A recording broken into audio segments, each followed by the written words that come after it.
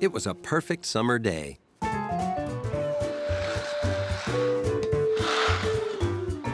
The kind of day that just makes you want to kick something over and over.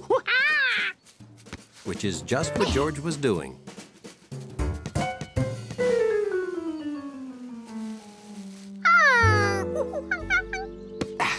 Hey, you're improving, George. You just need to keep practicing. Oh, sure. The way to get better at anything is with lots of practice. Ooh, hey, you better get going. You're dog-sitting Charkie today, right? If only there was a way to dog sit and practice kicking.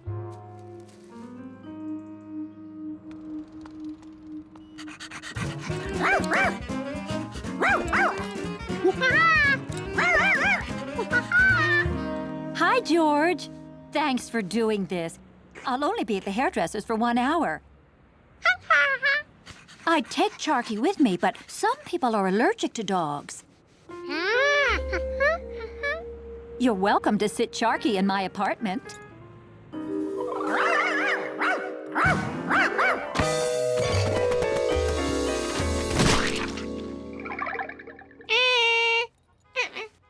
Or you could stay outside. Charkie likes the park.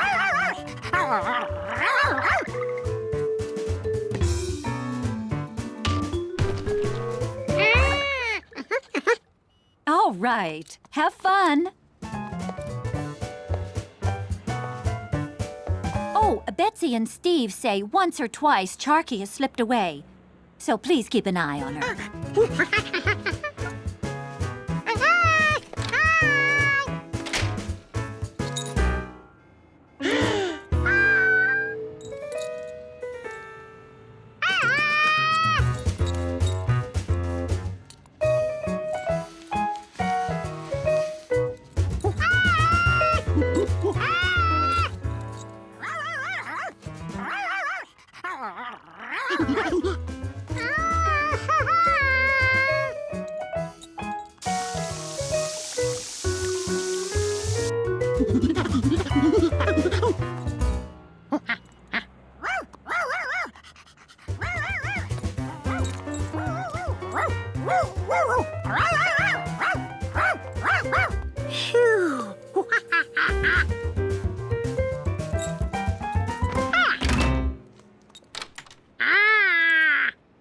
If Charkie could get off her leash this easily, George would never get a chance to practice kicking. Unless he did it right here. It wasn't the park, but it'd do. And best of all, it had its own soccer goal.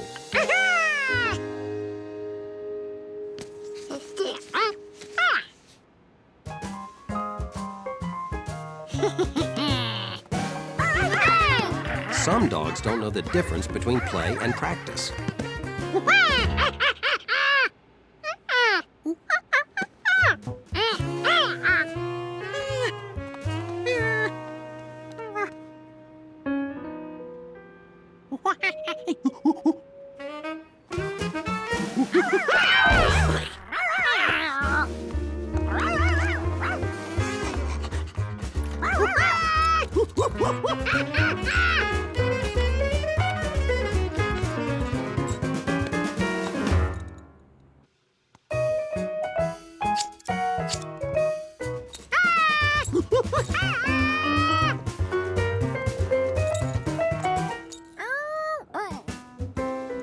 Chasing Charkie did have its rewards.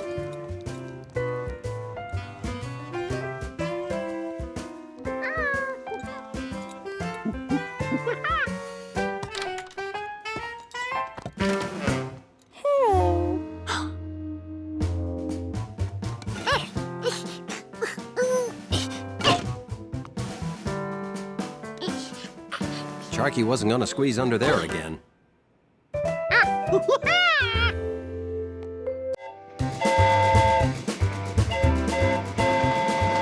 One of George's favorite things about being in the country was running his own railroad.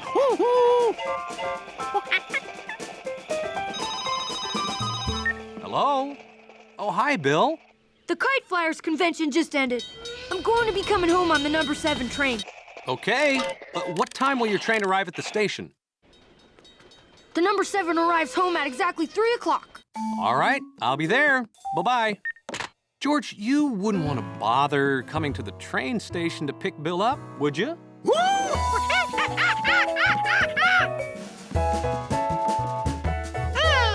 It's too early to go now.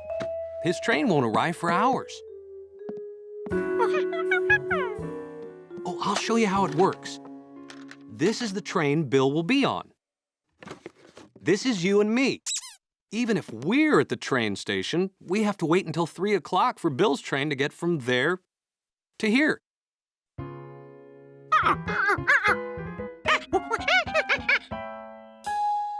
Okay. We can go to the station early and you'll see how it really works.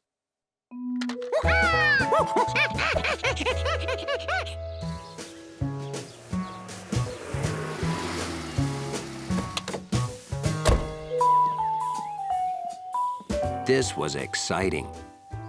George had never been to the train station before. Well, hey there, young fellas. Taking a trip, are you? I recommend traveling by boat. Oh, we're not traveling. George wants to see how trains run. Well, would you like to see it from inside the station's very nerve center?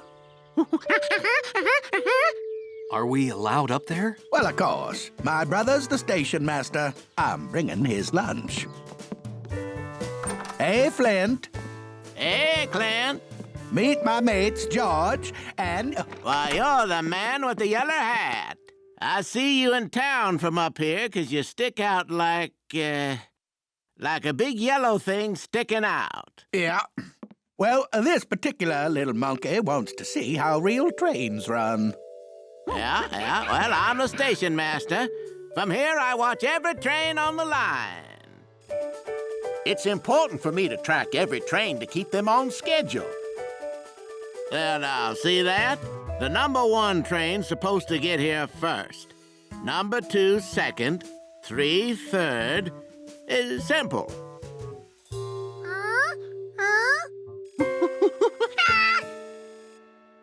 Exactly. I have to get that number 1 ahead of the number 2. Number 2, I'm switching you to the right-of-way so number 1 can pass. Okay, station master.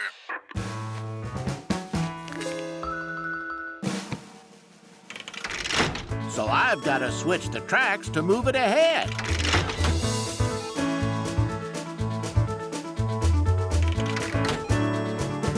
George saw exactly how Station Master Flint did his job.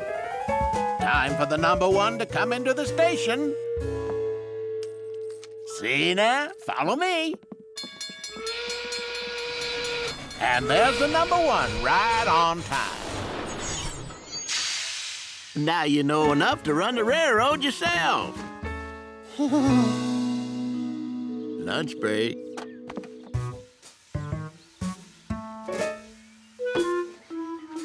No thanks. Great Northern Railroad. Are you trying to cheat me, Clint? Oh, trim your sails there, Flint. What's your beef? Yours is big. Mine's all small on the ends like something with small ends. Well, I cut 'em in half, and a half is a half. I'll make a new one and show you you're as wrong as pants on a trout. You be judge, so it's fair. Shouldn't someone be running the railroad? Oh, it's okay. I always stretch my legs at lunch. Anything unusual happens, this warning bell rings. George can stay. He can't harm anything. Remember, be a good little monkey.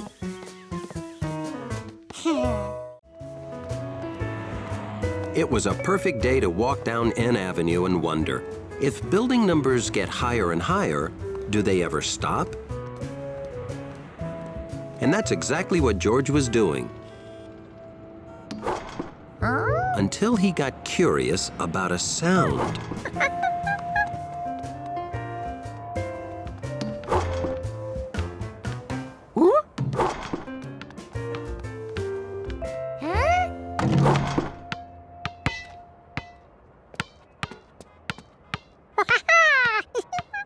George? Want to shoot baskets?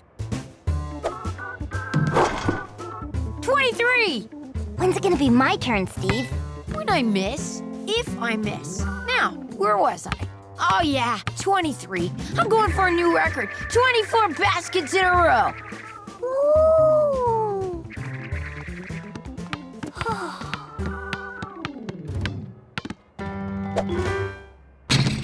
Oh! Now it's your turn, Betsy. Here, you take a turn, George. Huh?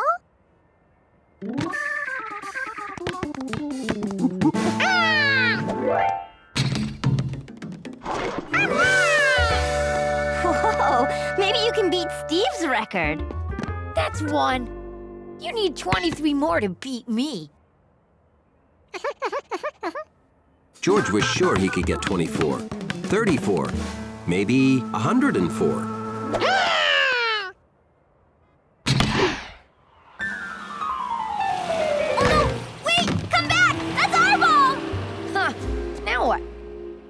How about miniature golf?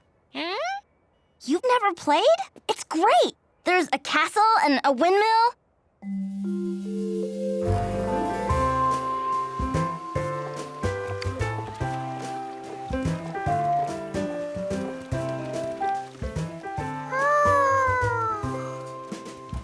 I'll show you how to play. I'm good at this.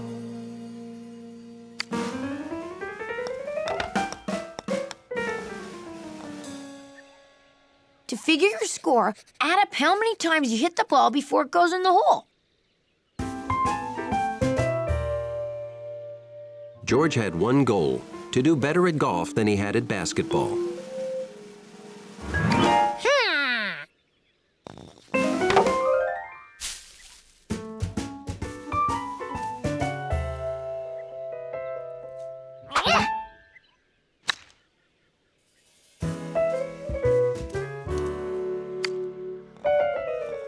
By the end of the first hole, George knew he was great at this game. A little softer. On hole number 1, I got a 5, Betsy got 8, and George 27. George hadn't come close to Steve's 23 baskets, but he already had the highest golf score.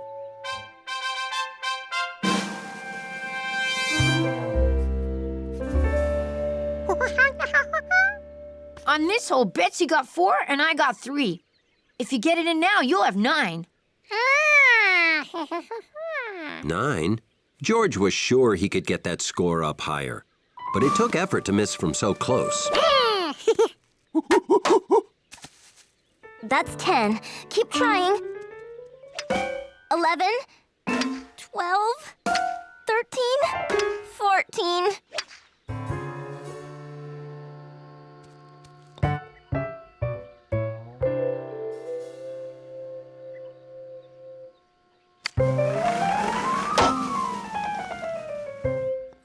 Hit the windmill again. That's 20. Getting a high score at golf was easy. George was born to golf. At the end of the game, Steve totaled up the scores. I had 35. That's my new record for the best score yet. Betsy's adds up to 58. And George, 257.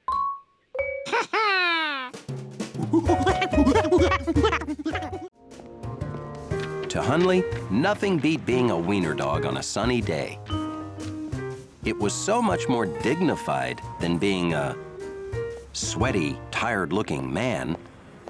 Back from the marathon already? And you won a trophy? 17th place? Congratulations!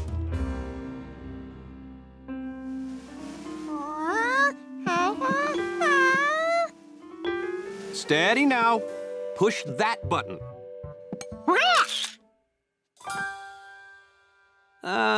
Let's put it there, next to my cow pasture sprint trophy.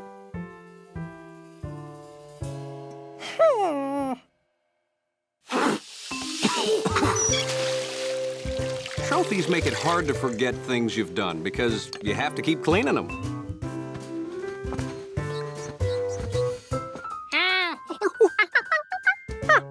Yeah, I got that for climbing and mapping what they now call Yellow Hat Mountain. You'll win trophies someday. A trophy is a reward for doing something well. So maybe best at being a good little monkey. George figured there wasn't much chance of that, but maybe for something else, someday.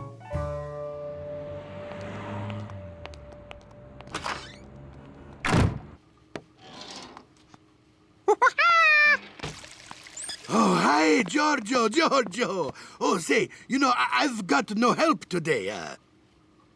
Could you,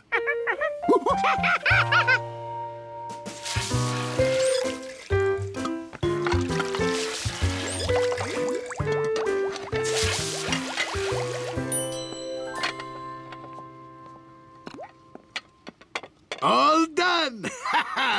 Thank you so much. Grazie.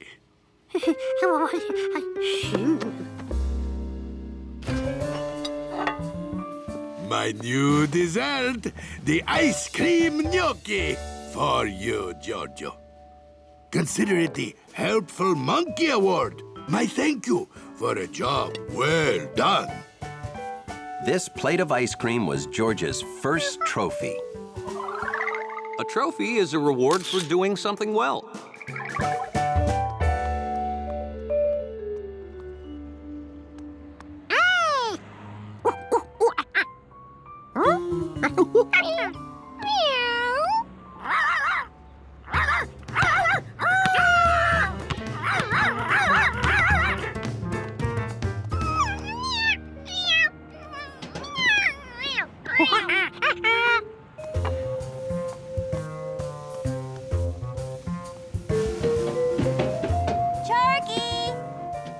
Charkie!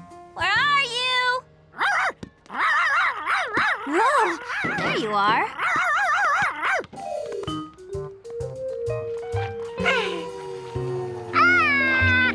Who would have done this? It's just mean to melt a guy's Helpful Monkey Award. Giorgio, what did you do? Leave your ice cream gnocchi in the sun?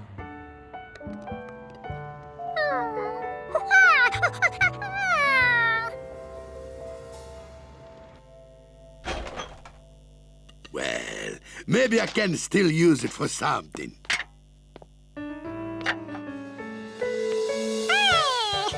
This time, don't leave it in the sun where it'll melt. George now knew he had to keep his trophy out of the sun.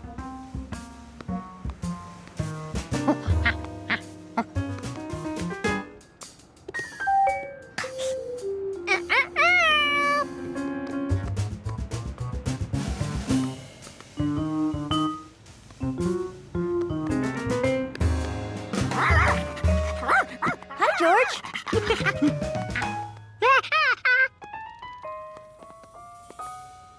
Can we have a little tiny bit of ice cream?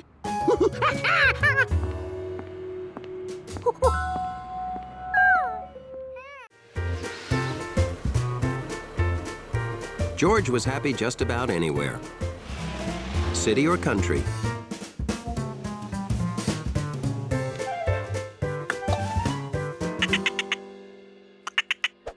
But Jumpy Squirrel jumped from tree to tree because that's about the only place he felt comfortable.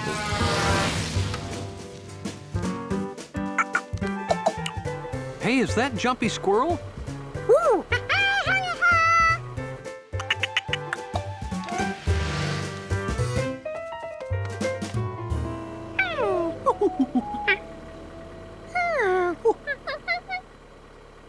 I don't know what that guy's doing. I didn't get a good look at it. A monkey like Curious George can't stand a mystery.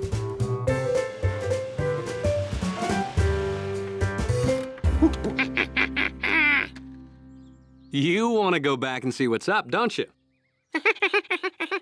Okay, but remember, be a good little monkey.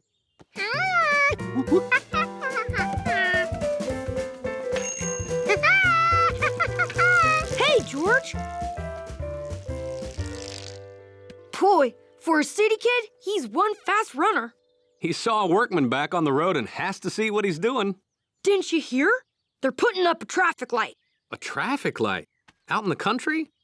Well, I guess you can't stop progress.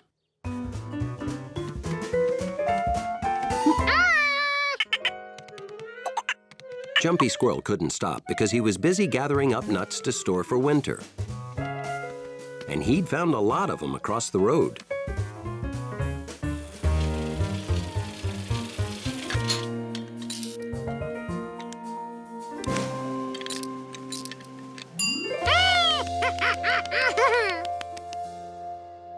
Oh, those branches block the light.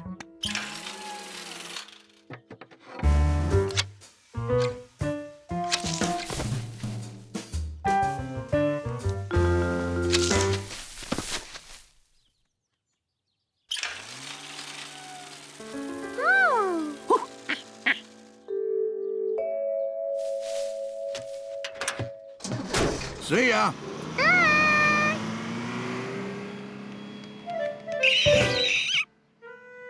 Jumpy was sure this was how he crossed the road. And what was that thing? What happened here?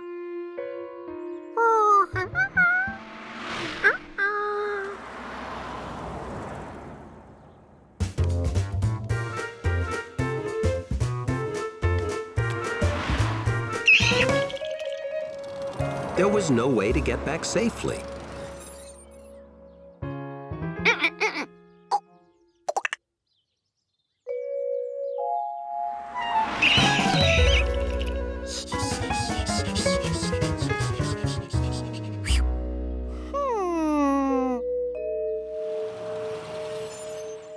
George noticed that people seemed to like red a lot because they all stopped to look at it.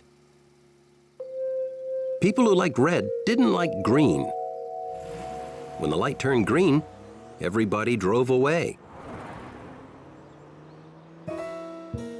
And when it came to yellow, so far people only liked it enough to slow down and look a little bit.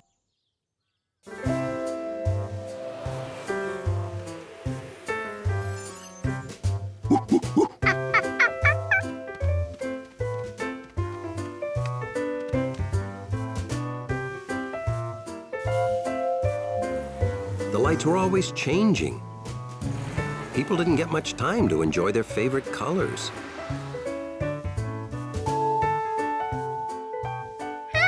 So George thought of a way to make it more fair for everyone.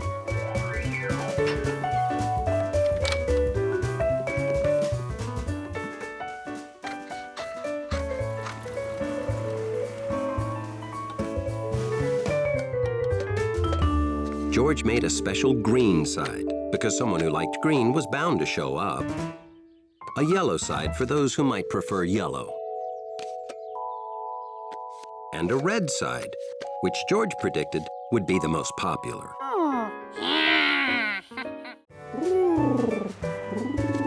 George always liked when friends dropped by. When it was Compass the Pigeon, he really dropped by. George really liked birds, and Compass really liked whatever George was.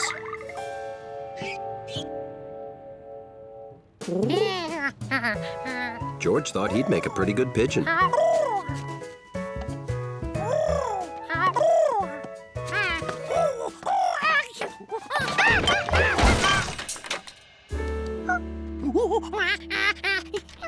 Are you all right, George? Oh, stay right there. I know just what we need. For once, George had no trouble staying where he was told until the man with the yellow hat returned. With butter. Well, this butter is for your foot, George, not for bread.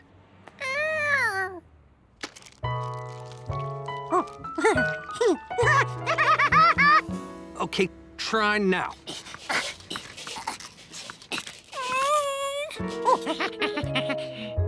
Well, I guess I'll have to call the fire department. They have the right tools to handle anything. Rescue requested. Someone is stuck in monkey bars on his balcony. Monkey bars on the balcony? Why don't we ever get normal calls?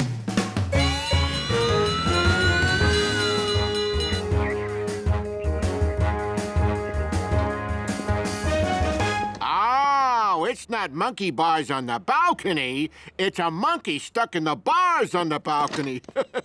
Hiya, George. It's still not normal. Oh, we may have to saw through it. She means the chair.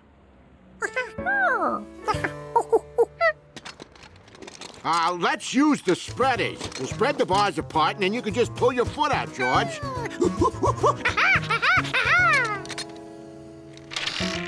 Oh, there you go. All in a day's work for the fire department. This fire department, anyway.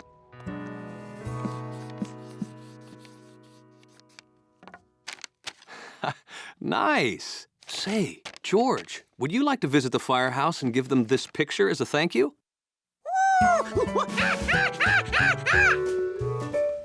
Charkie! Charkie! Charkie! Charkie slip out of her collar? Yeah, this is the 10th time she's gotten away this month. She's like an escape artist, but with fur and a tail. Well, we'll keep our eyes peeled.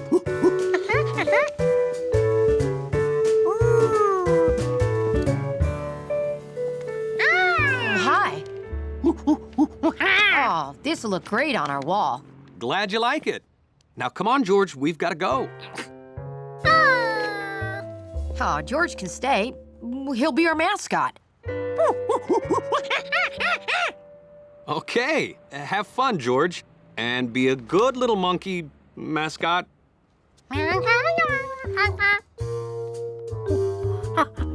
George couldn't wait to check out the firehouse tools and equipment. George? George? Hey, have you guys seen George? There's no one up here but us. There was a whole other room at the top of that pole. Rescue requested. A dog is up a tree.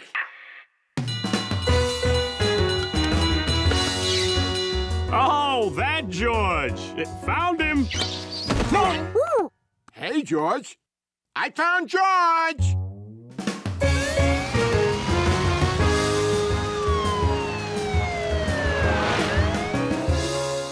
I wonder how a dog got up a tree.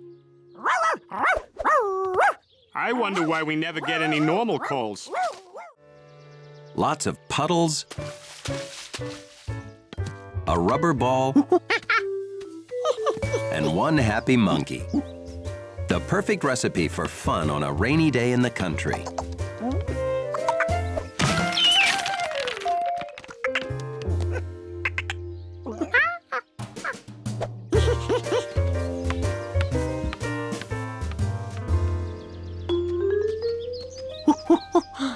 George had lost his ball, but he had found something he'd never noticed before. A cave. George didn't know much about caves, but he knew one thing about being in the dark. You can't really see anything. How would he find the ball now?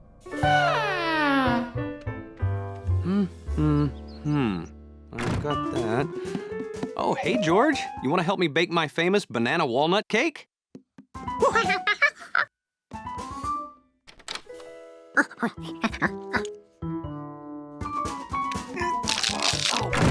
Oh.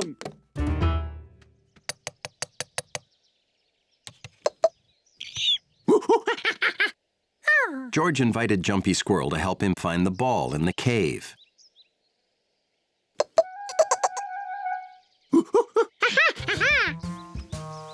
That squirrel didn't know what he was missing by being so jumpy.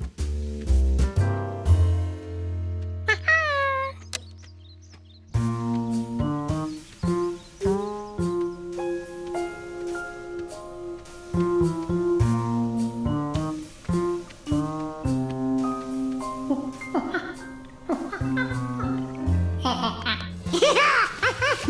cave was like a new playground for George.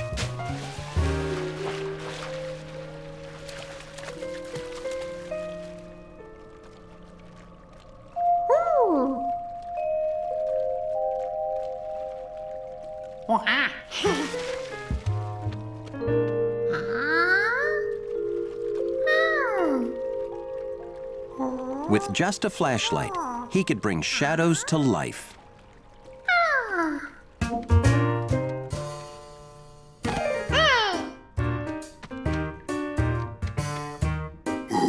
And turn himself into a fearless giant.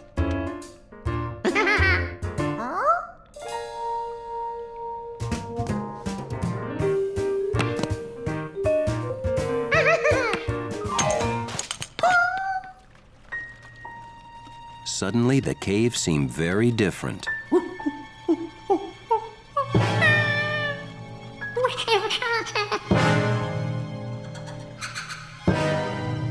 For the very first time, George was truly afraid of the dark.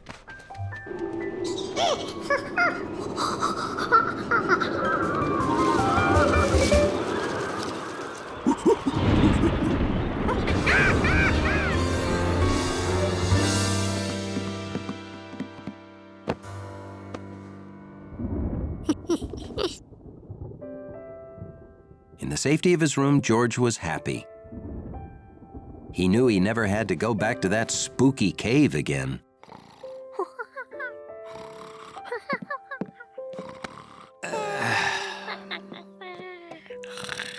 Good night, George.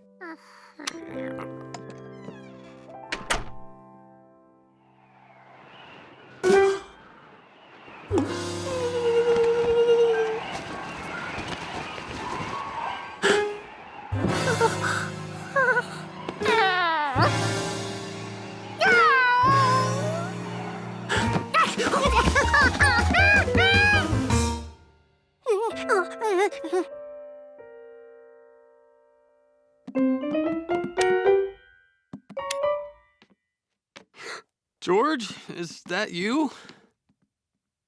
Huh. I guess I forgot to turn off the lights.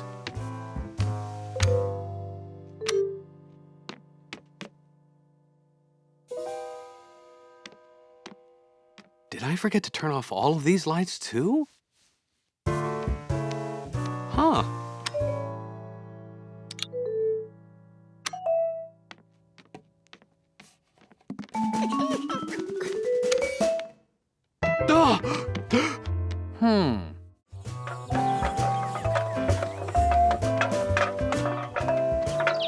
George always liked the sights and sounds of the countryside.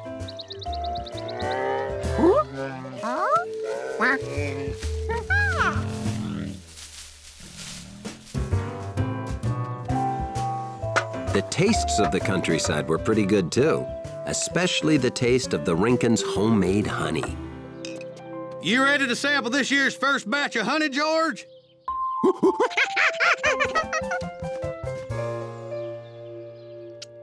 I packed some homemade bread in here to go with your honey. Enjoy!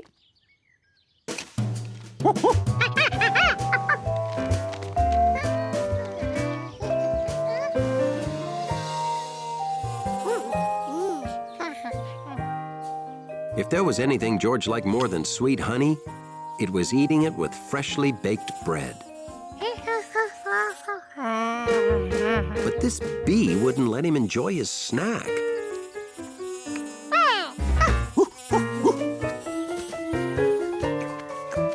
Now, where did it hurry off to?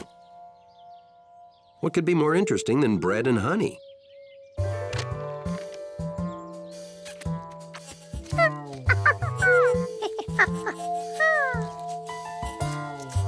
George wondered how a flower could move when there was no wind.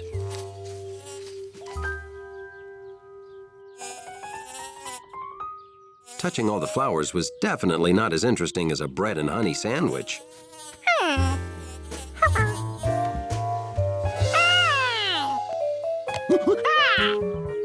Who'd be mean enough to take a monkey's snack?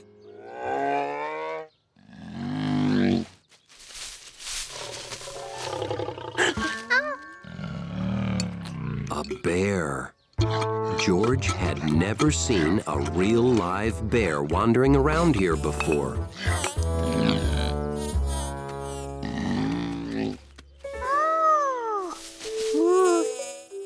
The bee came back.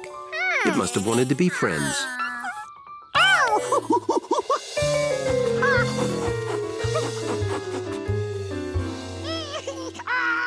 Well, that bee thought you were trying to hurt it, George. Bees sting to protect themselves. Now, just keep ice on that finger for a while and you'll be fine.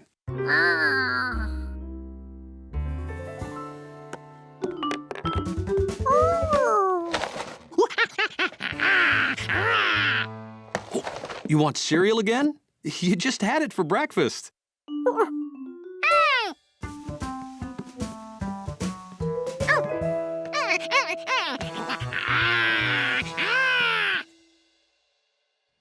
No, George, a bee stung you. A bear didn't bite you. Besides, no one's seen a bear in these woods in over 20 years.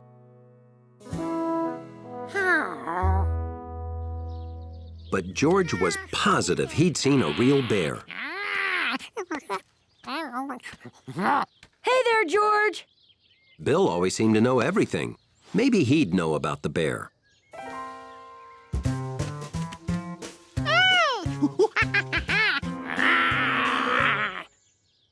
Pretty good imitation, George.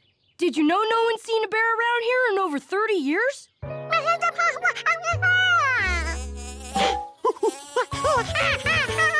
George left those bees alone. Why couldn't they leave him alone? That's just a honeybee, George. Hey, they're going toward my yard.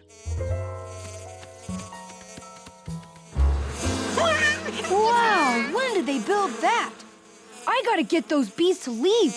I don't want them to hurt my bunnies. George? George? It's a beautiful day, George. Why aren't you outside? Come on, help me water the snapdragons. They're in bloom, see?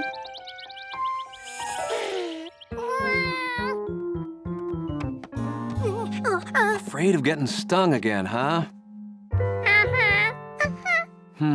I have to go to the Rankin's place. Maybe you should come along. I bet they can help you.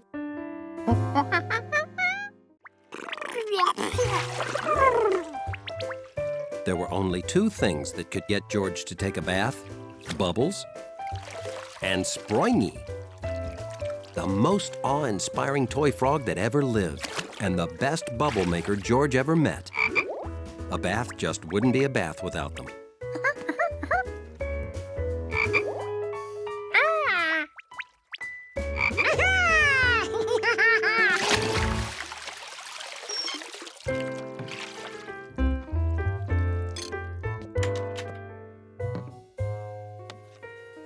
I wonder what this belongs to.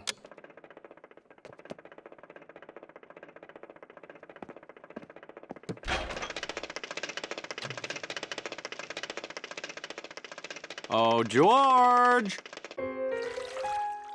I found your lost boat. In the freezer. You know, George, if you were a little more careful with your toys, you wouldn't lose so many of them.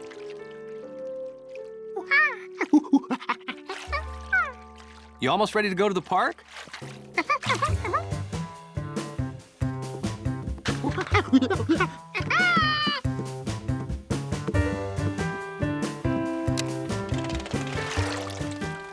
Hey, aren't you glad we found your boat, George? George?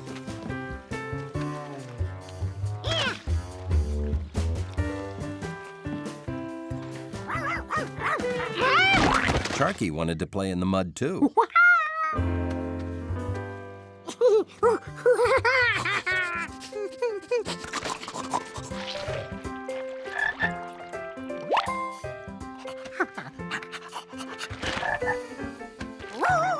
Hey, George! What do you say we go home and grab some lunch?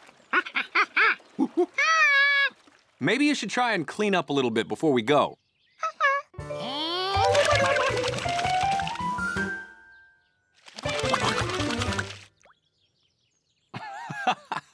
We could be here all day doing this.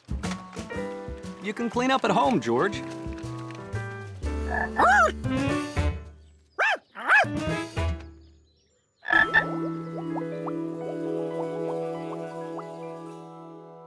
Okay, George, lunch is ready. George, you have to get cleaned up before you can eat. Just take a quick bath. I'll wait.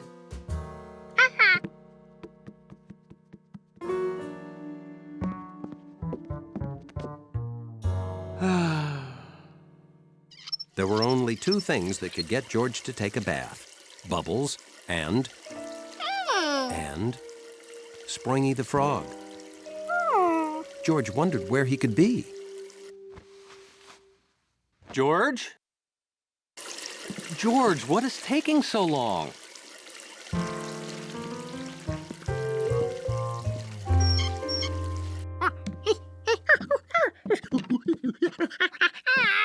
You can clean your room later, after you clean yourself, and after we eat lunch.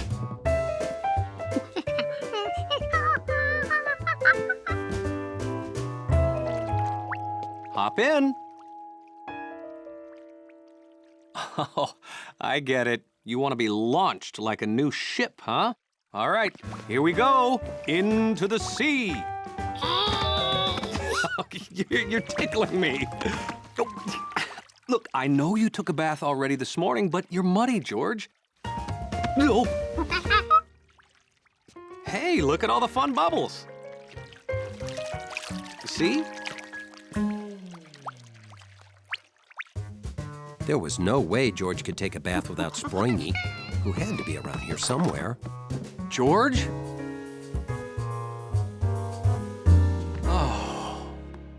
And there was no way George was going to admit he lost another toy. Who had to be here somewhere.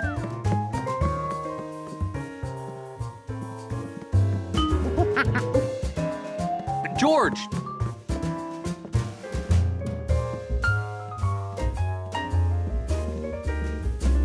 George! Just as the early bird catches the worm, so does the early monkey catch the, fish. Bye-bye! All fishermen have tales of their adventures, but George was going to take pictures. Oh, you look like a regular first mate, George. Got your camera? Today starts my annual inventory of every living thing in Lake Wanasink Lake. And you're official photographer. I find them, you take their picture.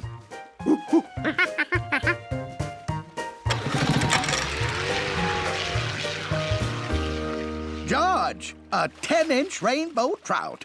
Get a picture and I'll turn her loose. We always let him go back home.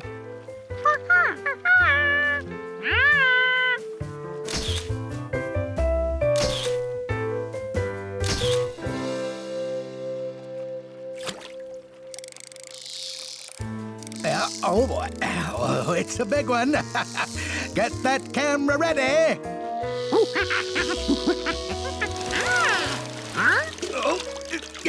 Oh, boy.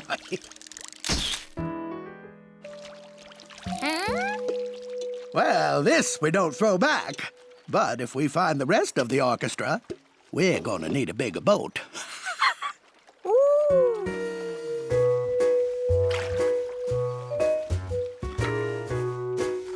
Well, we did a good day's work, George. You never know what'll wash down here after a big rain. Oh! Well, we'll get that tomorrow.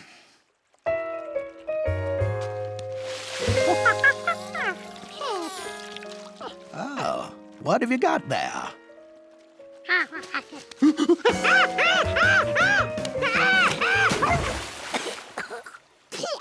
An American eel.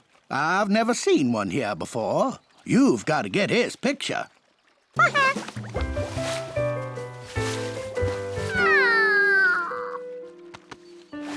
That is rare. He must have wandered in while heading downriver on his way to the ocean.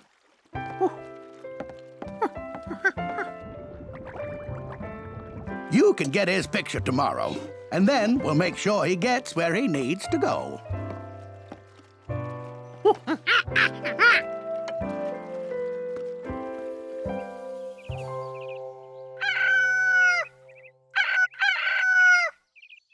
The next morning, George headed out early, determined to catch a picture of that rare eel.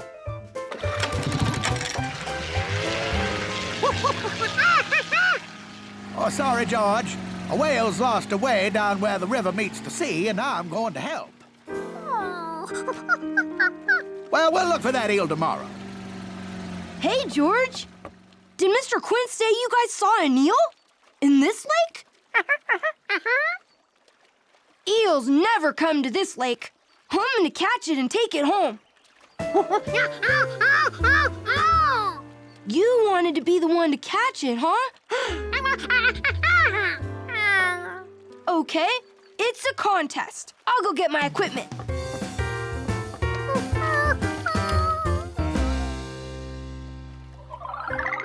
George couldn't let Bill catch that poor lost eel and take it home. He had to catch it first.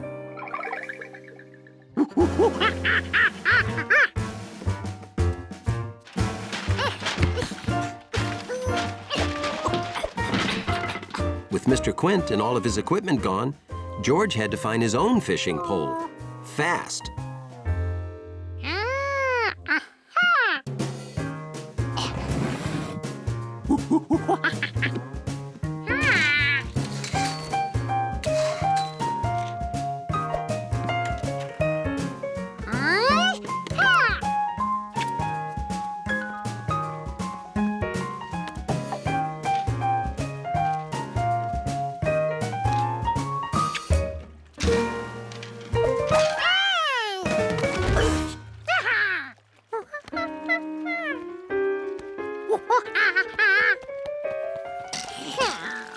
This fishing pole was too slippery.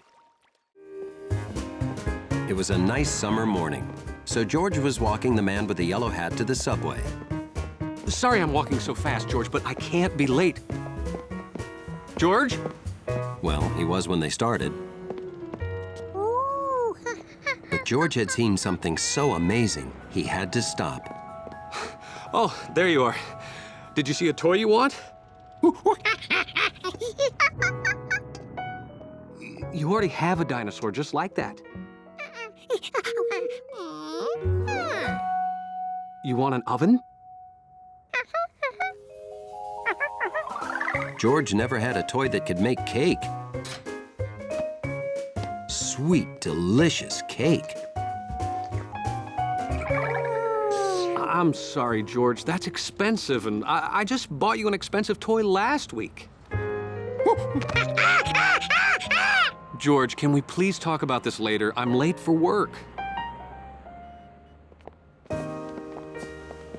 Sorry, George, but I can't buy every toy you see.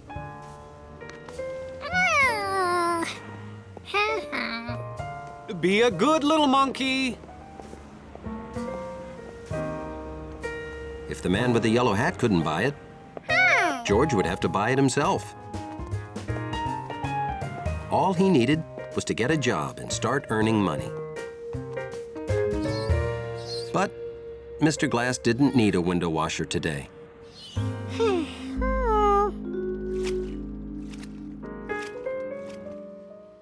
Chef Biscotti didn't need a dish dryer. It was one of those days when nobody needed a monkey's help.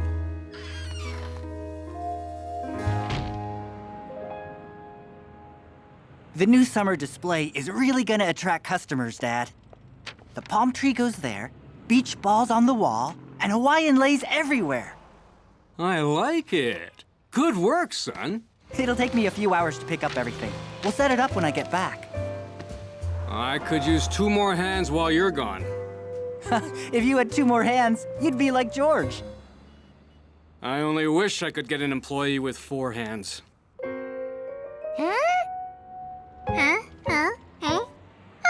An employee with 4 hands? Here was someone who really needed a monkey. The grocer would be so happy with monkey help. George would probably earn that whole oven in 1 day.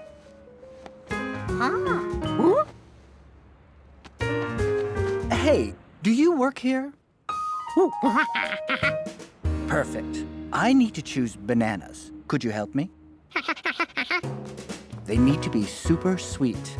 I'm baking a banana cream pie for my mom. George knew one sure way to find the sweetest tasting bananas. These bananas belonged under the counter, not on top. How about the bunch behind you?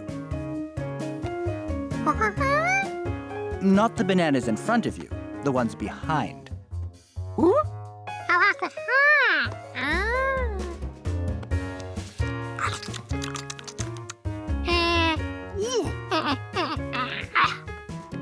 Try the bananas behind them.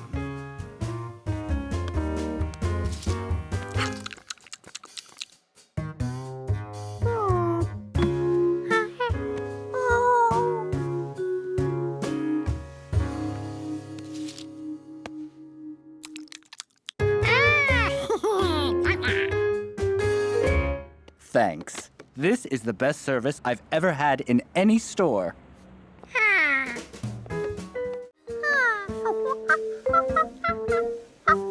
There's nothing an inquisitive monkey likes more than discovering new things. And the museum's a great place for discoveries. Like how different something can seem when you look at just a small part of it.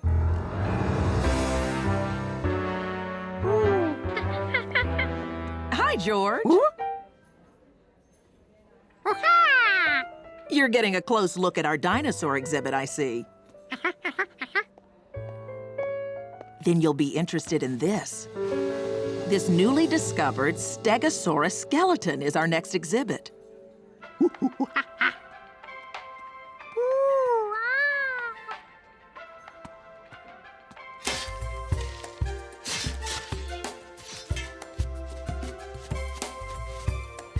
Discovering dinosaur bones looked like the best job in the world. The museum always gave George lots to think about. Unlike Charkie, who only ever thought about one thing: playing.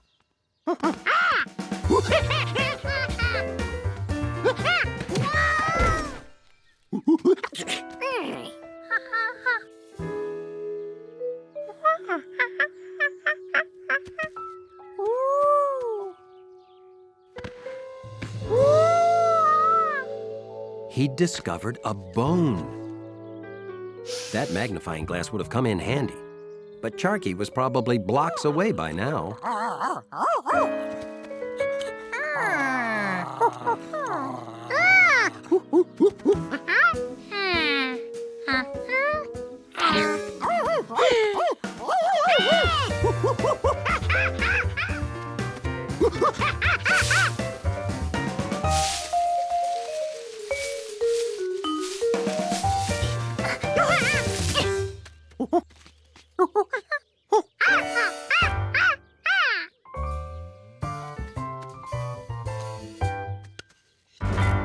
George couldn't let Charkie chew on it. What if some dinosaur lost this bone on its way to the museum?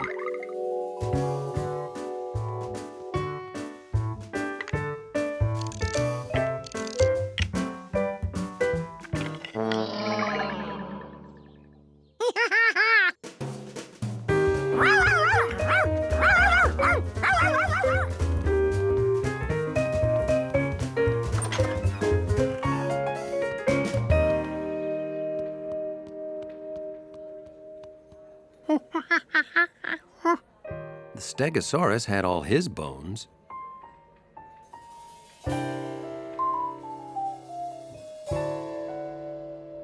So did the Triceratops.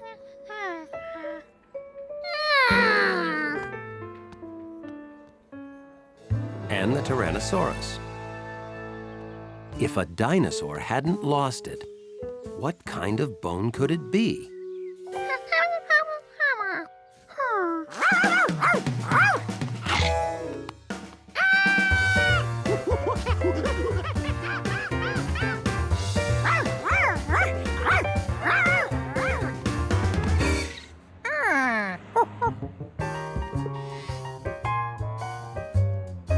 Luckily, there was always a box of Hunley's treats in the lobby.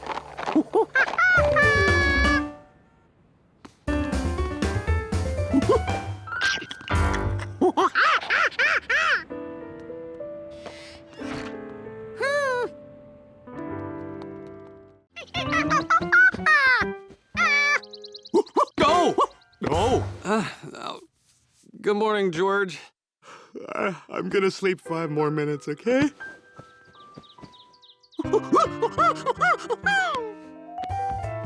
No!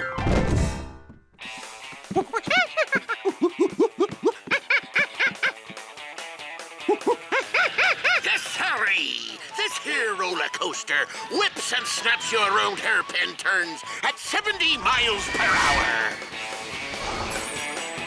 So come on down to Zany Island and ride the Turbo Python 3000. That's Captain's orders. Well, that looks very exciting, George. Anyway, we have a lot of errands to run today. I gotta... Like I was saying, I'll get dressed so we can spend a fun day at Zany Island riding the Turbo Python 3000.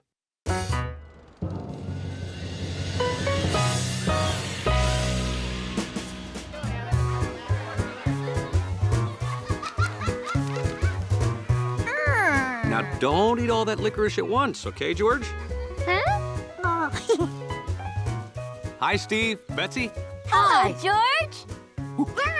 Hey, have you guys been on the Turbo Python 3000? We've been on 9 times already. That's the record. Is it, fun? He screamed his head off 9 times. We're gonna ride it all day. Wanna come?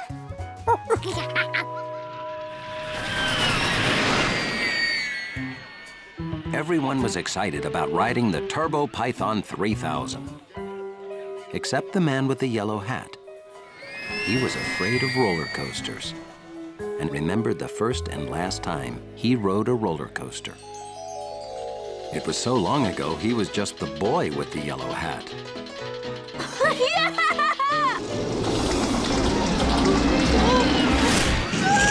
And since that day, roller coasters upset him.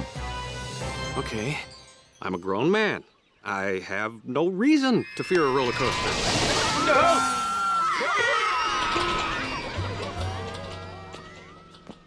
Enjoy the ride, George. Whew. I am thirsty. Excuse me. I'm sorry, but you can't ride the Turbo Python 3000. You have to be as tall as this sign to ride. And, you're not. Sorry, pal. That goes for you, too, son.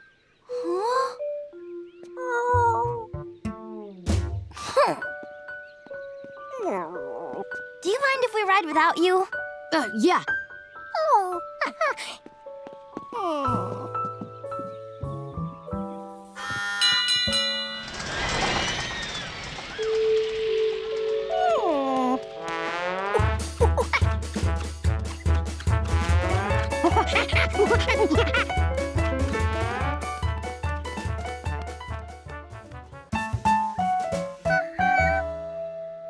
Sorry, I measure to the top of a head, not the top of a hat. You're gonna have to really grow before you can ride there, little fella. George wondered exactly how much he had to grow. But when he measured with his hand, he was the same height as the sign. He must have grown already. You're not measuring right. I wish I had a ruler or something.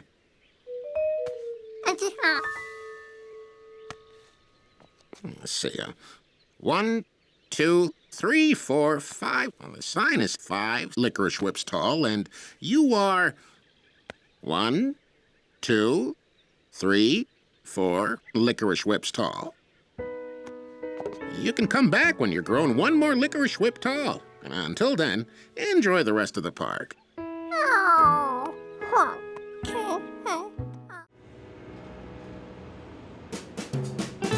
When spring is in the air, there's nothing a monkey likes more than to spring in the air.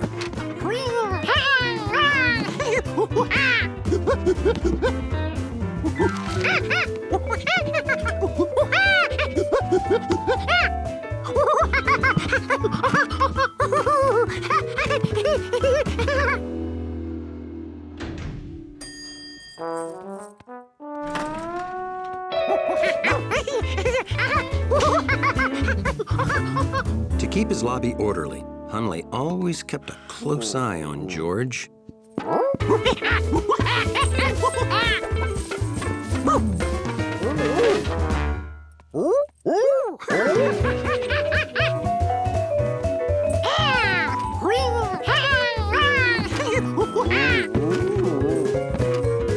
Come on, George. I wish I had your energy, George.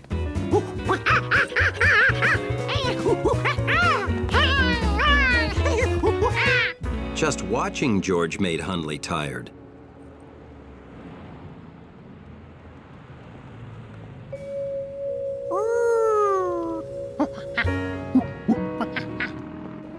Hello, Professor Wiseman.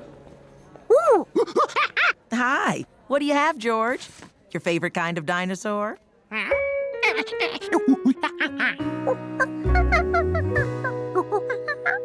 Oh, that's your favorite. But they're the same. Those are the bones that would be inside that. You know, same as the bones in you.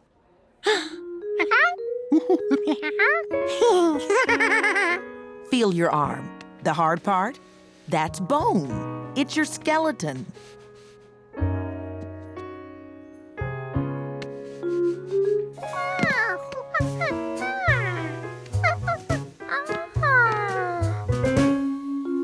Now that he knew he had one of those under his face, George had to see the T-Rex skull up close.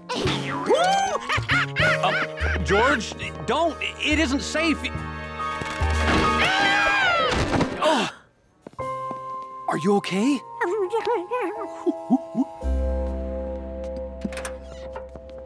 George always wanted to ride in an ambulance, but he couldn't really enjoy it. At the hospital, Dr. Baker decided they needed to see George's leg bone by taking an X-ray.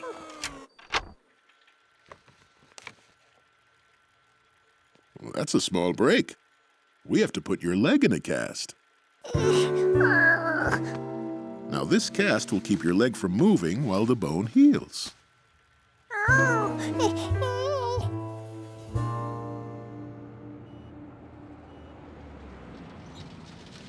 Hey, that looks like George. Hunley knew what to do when he heard that name. He got ready to defend the dignity of his lobby. Poor little guy. Is he all right? Oh, yeah, but he's gonna be out of action for weeks. No jumping. No noise. Hunley wasn't so sure this was George.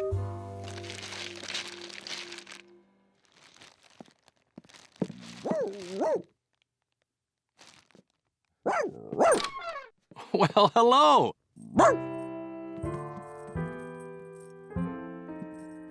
You have a visitor, George.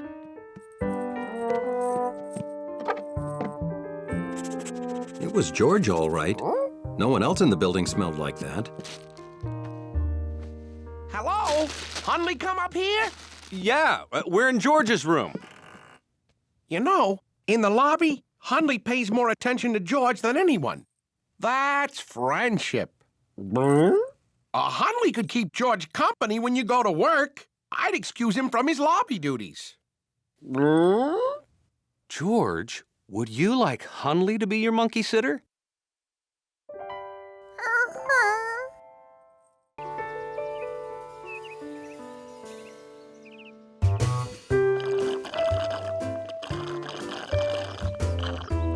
George thought the country house was a great little place. But he wondered, what would it be like to have a great big place? Woo, woo.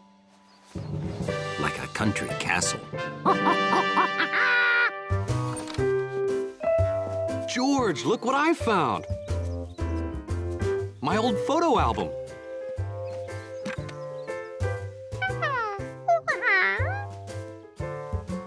Oh, that boy? That's me. Anyway, this got me thinking, I haven't been to the beach in a long time. You want to go? We can build sand castles. Well, I don't know if we could build a sand castle quite that nice, but that can't stop us from trying.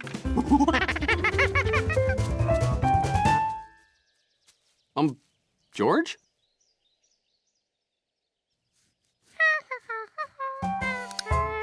I take it this means you'd like to go to the beach.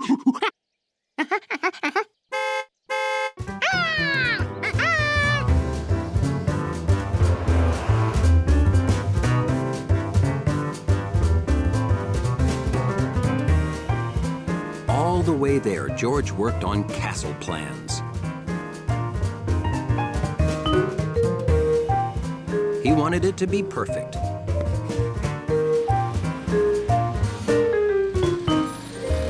George, we're here.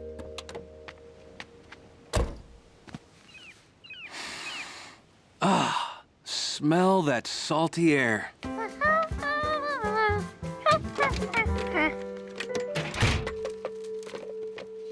George?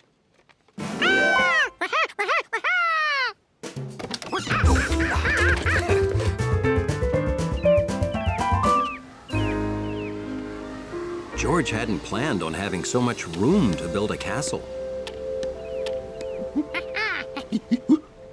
With this kind of space, he could really think big. George, wait up!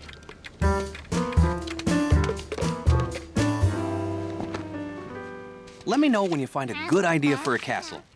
He wouldn't build just any old ordinary little sand castle. George said he built his sand castle around here somewhere.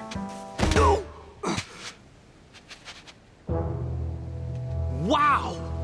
Could this be George's sand castle? Hello? Anyone home? George? It's me!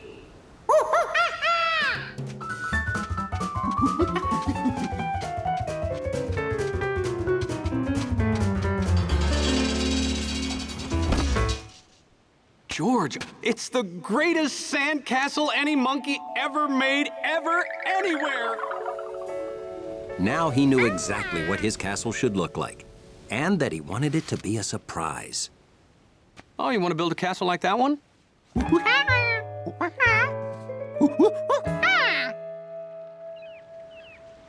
Oh, you want to build a castle here, and me to build one down there? Then we surprise each other. That the idea?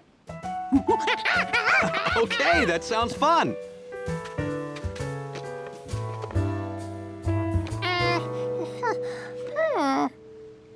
You need a pail and shovel if you're going to build a sandcastle.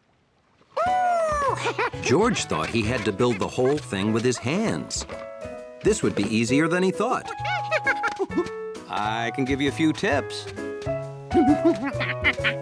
Oh, okay. Well, I'll be behind the next dune so you can't see what I'm building.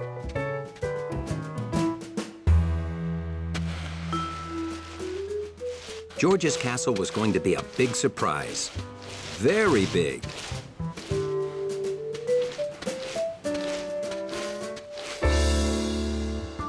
First, he marked exactly where the walls would go.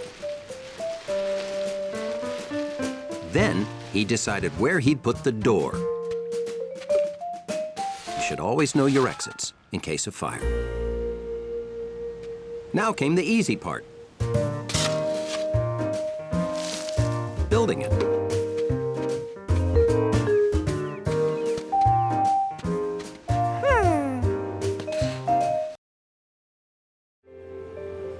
summer afternoon. The perfect time for a game of Find the Pigeon.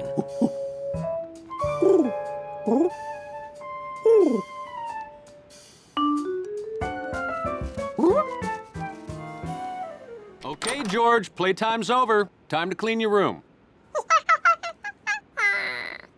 You can play with Compass after you clean your room.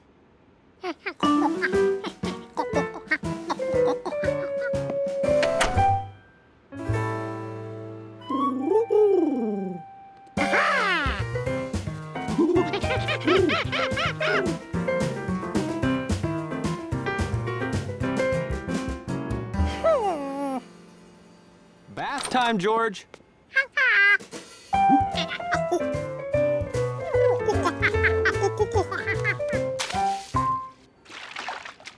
I don't think you'll fit in the bird bath, George. You're definitely a tub monkey.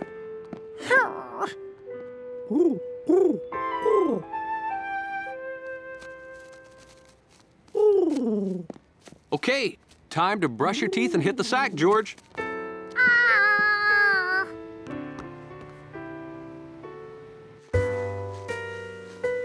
Even though being a monkey was the greatest thing ever, pigeons didn't have to do what anybody told them.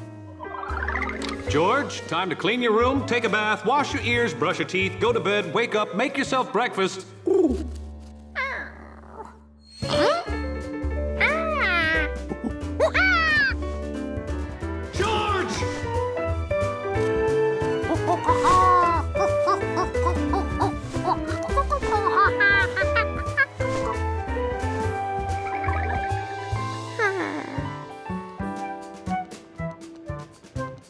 So the next morning, George made up his mind to live like a pigeon.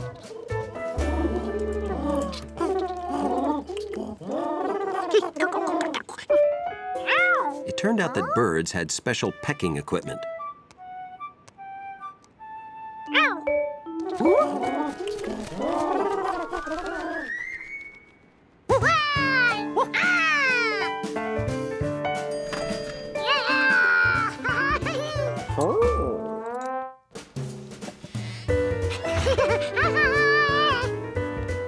Keeping up with pigeons was hard work if you didn't come with wings.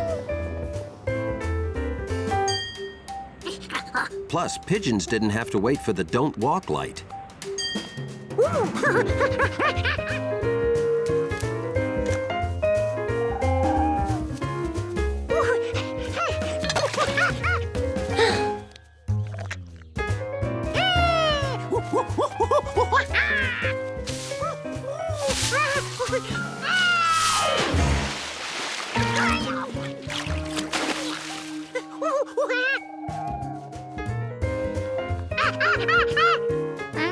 George had lost his flock.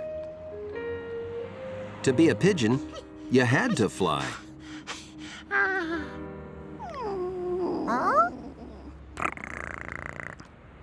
Being a cat looked like a lot less work than being a pigeon.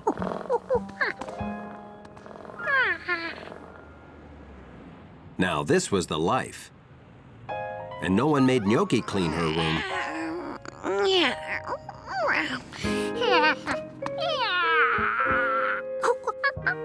Plus, cats took a bath wherever they wanted. Whenever they wanted.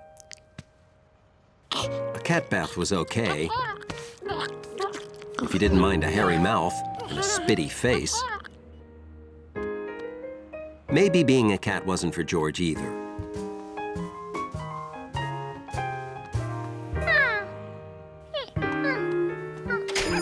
Here were lots of animals who didn't have to clean their rooms or brush their teeth. Surely George could find one he could be. Like a chameleon. They could change color effortlessly.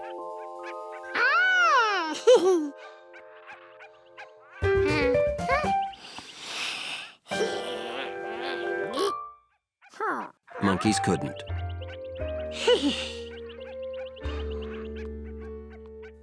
Fish never had to stop playing to take a bath.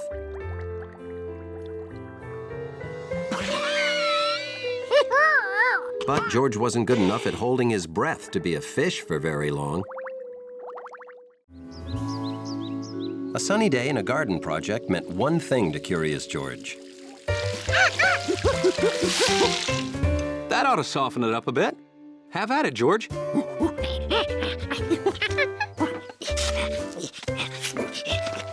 Make the hole good and deep, George. We don't want the roots to dry out.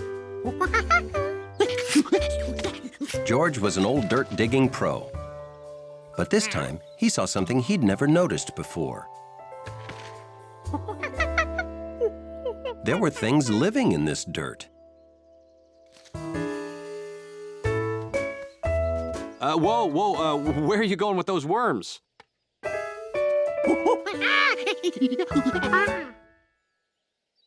George, we've been through this before, remember? The turtle?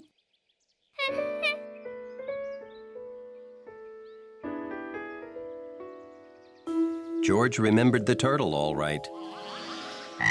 It happened the first time he went swimming in Lake Wanasink Lake with Bill. Here you go, George!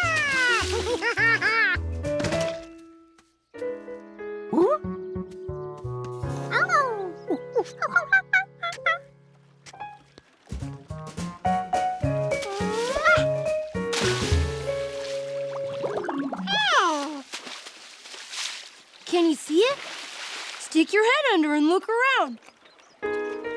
George had never put his whole head in a real lake before. George went in the lake, and the lake went in George.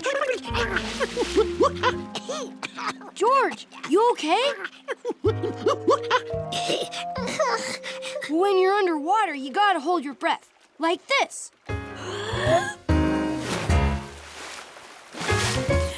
See? Now you try it.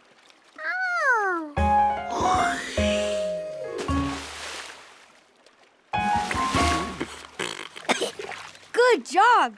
Did you see it? You city kids.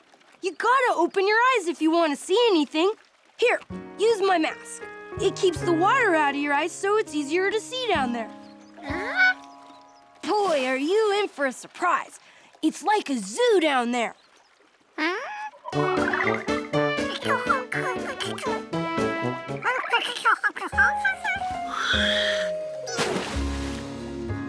Bill was right. There were so many different living things, it was like a zoo. Except wet. What'd I tell you? Great, huh? They live down there just like we live up here.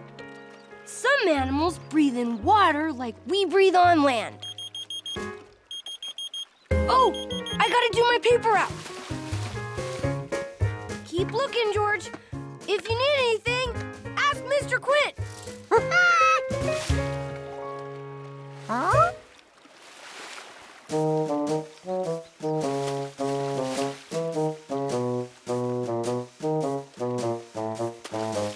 Turtles lived on land, just like people and monkeys. But did they know to hold their breath? George didn't, and he was pretty sure he was smarter than a turtle.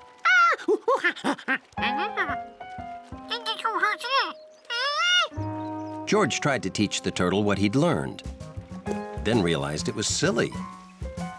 Turtles don't have thumbs.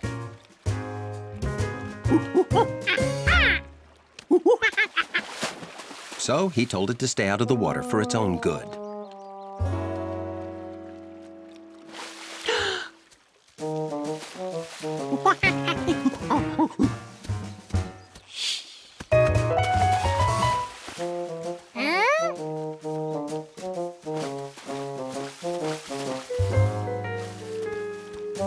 George was so busy keeping the turtle safe, he had no time to search. Why did it keep trying to go in? Suddenly, it was clear. That turtle needed a bath. George had toys for summer and toys for snow, but there were no toys for just plain cold. There weren't even birds to watch.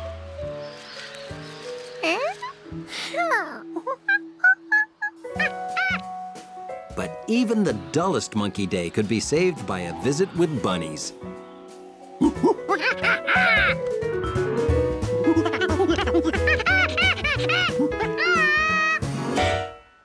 The hutch was empty. There must have been a big bunny breakout.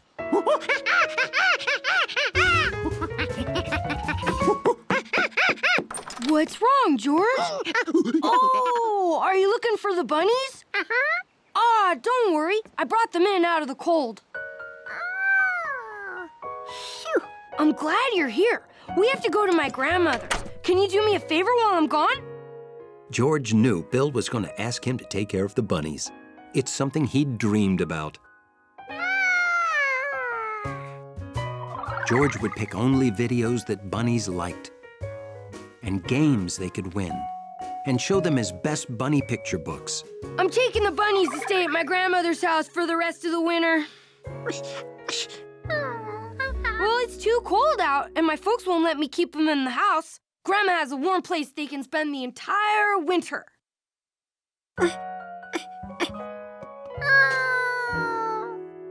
So, could you do me a favor and put out some nuts and seeds for that Jumpy squirrel every day? I don't want him to go hungry if the ground gets too cold and hard and he can't find food. See you later, George.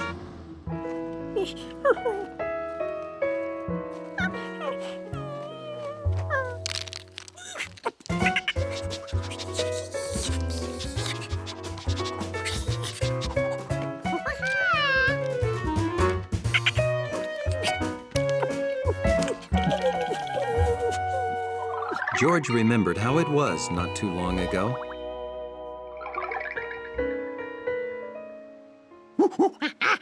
Why did all fun things have to be taken away just because of some old season?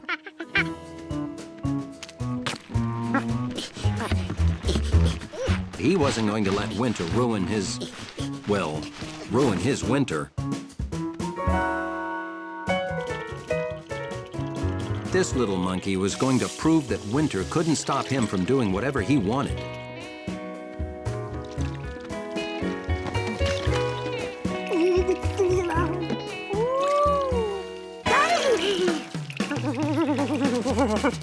Really cold water can change a monkey's plans just like that.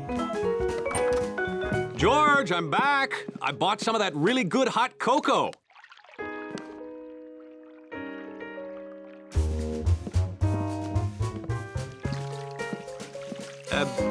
What are you doing? Soaking your feet in warm water because you got a chill? Well, when it's too cold to play outside, it's hot cocoa to the rescue.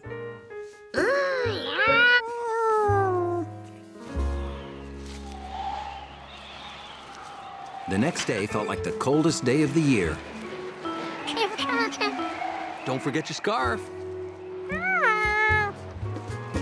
But George was not about to let it stop him from having fun the way he wanted to. Time for fun.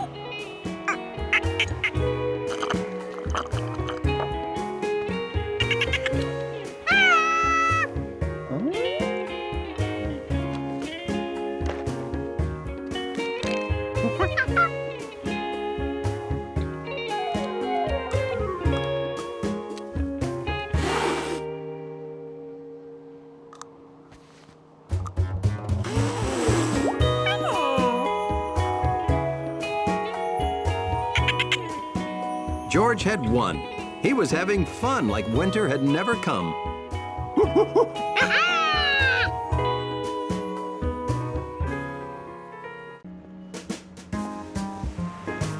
It was a special day for George. A visit to the museum. But first, a stop at Piscatty's for a sweet Sunday treat. George, they're not going anywhere.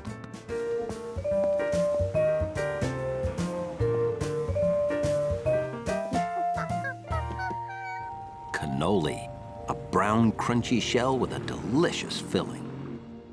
See? 2, just for us.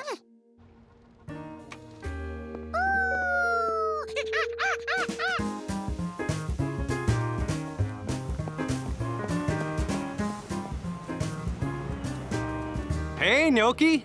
You have your own house now?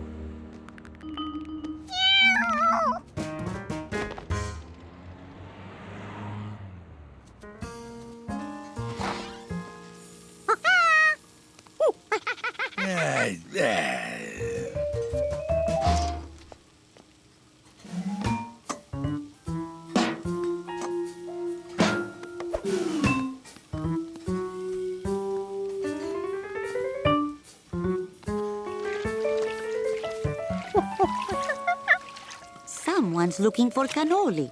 The last two got taken. I'm sorry. I don't make any new cannoli today. I'm too upset. What's going on? Mio caro Gnocchi. She has been sneaking into the main room and scratching up at the seats. It's a disaster. You see? Look what she has done. Can you believe a little gatto, a sweet little kitty, could do such damage? I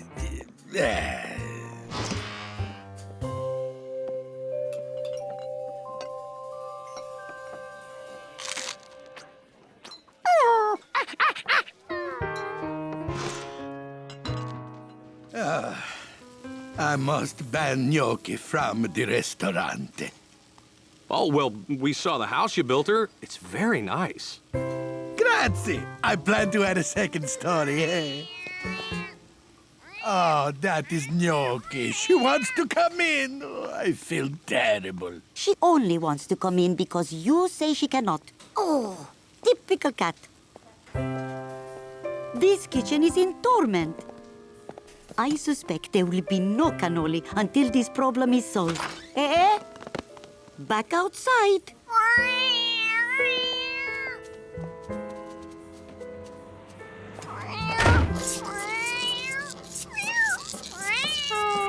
Oh, don't worry, George. I'm sure they'll solve the problem.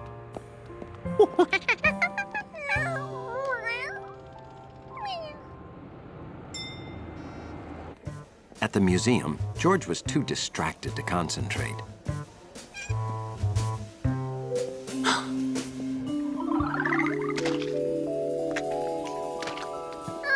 Professor Wiseman. Hey, guys.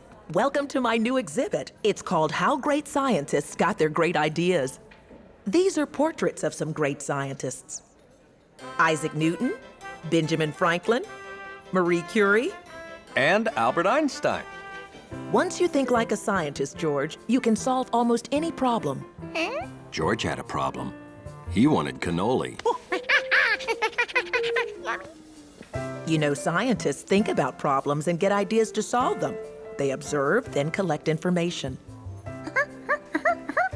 And if that information doesn't help solve their problem, they observe more and get a different idea. Oh dear, excuse me. Young man, get down from there. George wondered what great scientists would do if they were monkeys who had no cannoli because Gnocchi had scratched the booths. I say, do we know for certain that she did it like the chef believes? You must think about what you observed. George did see Gnocchi scratch the door, but could she have scratched the booth, too? What you observe does not support the chef's idea about Gnocchi making the scratches. If George could prove Gnocchi was innocent, Chef Pischetti would be happy, and George would have cannoli. Oh, I love cannoli! George had to observe more. The man with the yellow hat and George visited Professor Wiseman. Hi, guys. This is the final draft of my new book. Would you proofread it and check to make sure everything's spelled right? Sure, no problem. What's this one about? Numbers. It's called, Is 7 Necessary? Now there's something I never even thought about. That's why you're the genius. Take care of it. That's my good copy. I'll take care of it like it was my own monkey.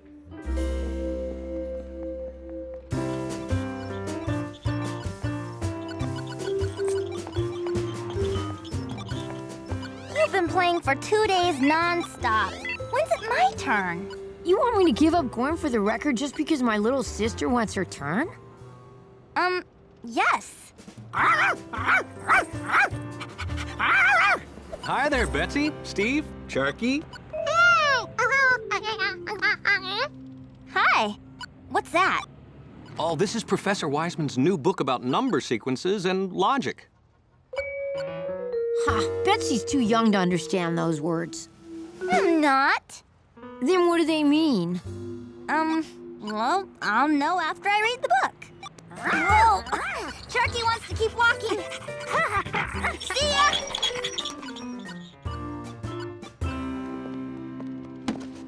Oh, everything looks so good. Best crop all year. Don't miss out. Slow down, George. Let's put them in a bag.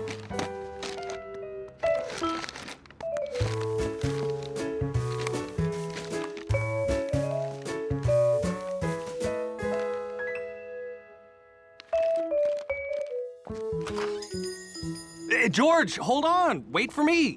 He can't wait to get home and eat that great fruit. Smart monkey. Fast, too. You better hurry. Slow down. I'll bruise my melon.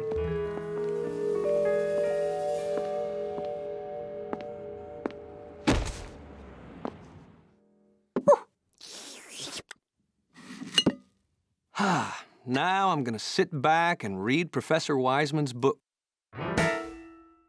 Wait a minute, where's the book? Well, where could it be? I had it in my hand the whole time. Oh!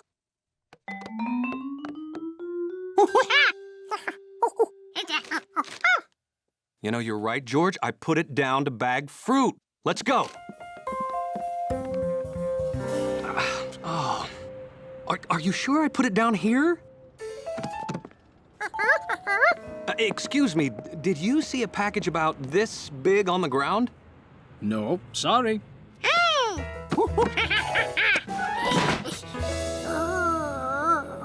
Oh, if I'd have lost this package, Professor Wiseman would be so disappointed.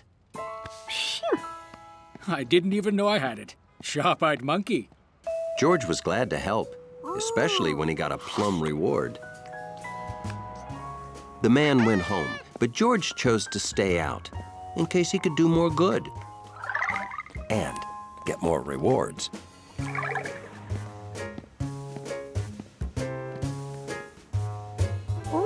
That friendly woman forgot a package. Here was his chance to earn rewards.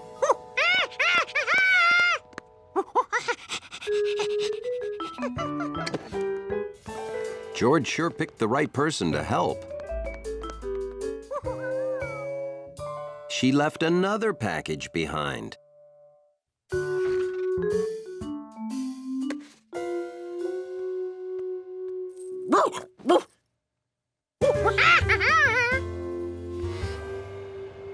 Hunley didn't know what George was doing, but if he was leaving, whatever it was wouldn't be happening here this time. George was starting to think how lucky she was to have someone with the brain of a monkey to help. 'Cause boy, was she forgetful.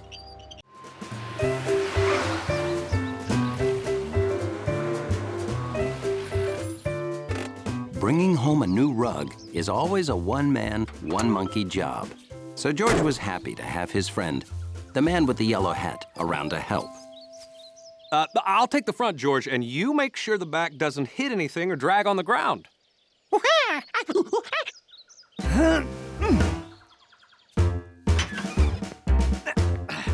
Hold on, we all clear back there? Okay, I'm putting it down. Whew, thanks, George. Boy, I am so happy I got this rug. George liked the way the big tube looked in the room.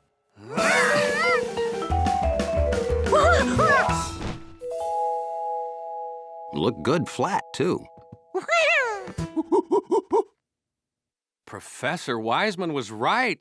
It's a perfect rug. Oh, I've got to take a picture to show her. Oh, wouldn't you know? I forgot to buy batteries. Okay, I'll be right back. Be a good little monkey. What a great rug.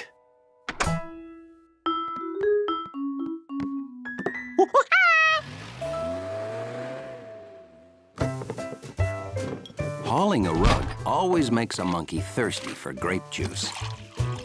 A lot of grape juice. The rug made for good toe squishing. So it would probably be fun to jump on.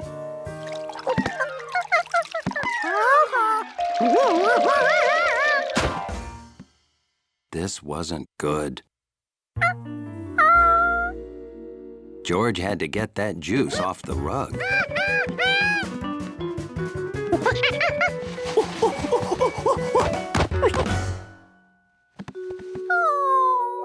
Now what? Soap. Soap cleans stuff. So more soap cleans stuff more. Bubble bath would make it smell good.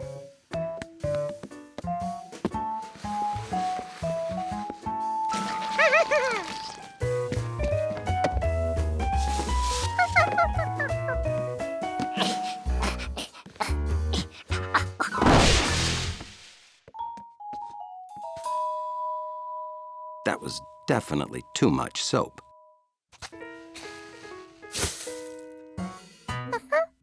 Okay, perfect. But there was something missing. Water!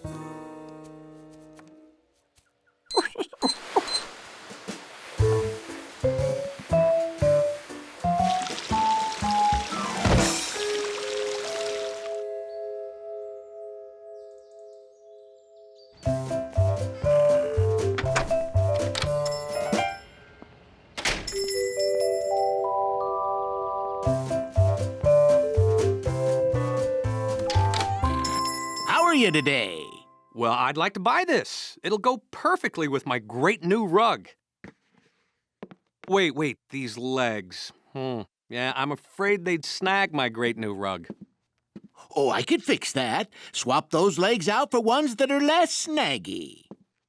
Just take a few minutes if you don't mind waiting. I can't wait to get a picture of that footstool on my new rug. Oh, did I mention I just got a great new rug?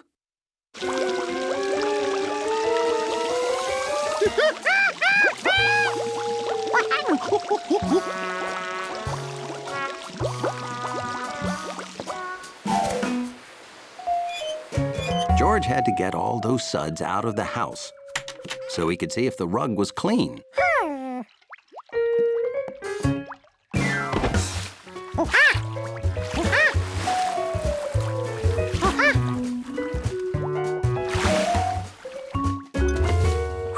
George was happy he spotted the glass of juice. That could have caused a real mess. Grape juice must help you think, because George suddenly remembered when the Rinkins' basement flooded.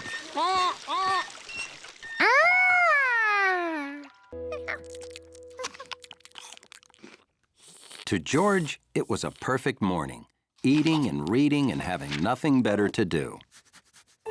But there was one thing he was supposed to do. George, didn't you promise to clean up this room yesterday? You can't leave toys lying around. Someone could get hurt.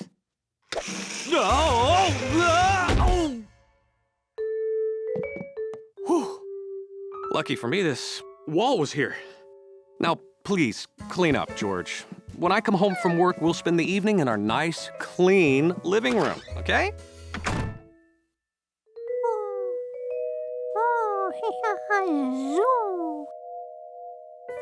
Rolling on the car looked fun, except for the slamming into the wall part.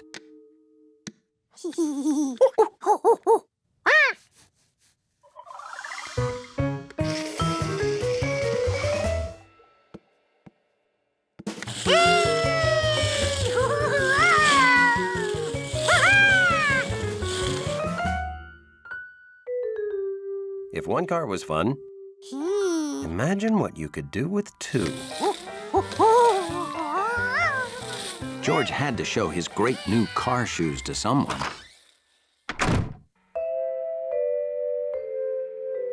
George couldn't wait to see the look on Hunley's face.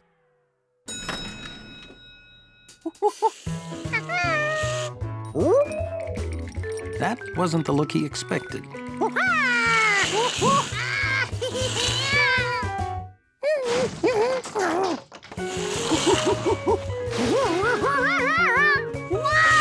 Hunley didn't want monkey handprints all over the clean doors.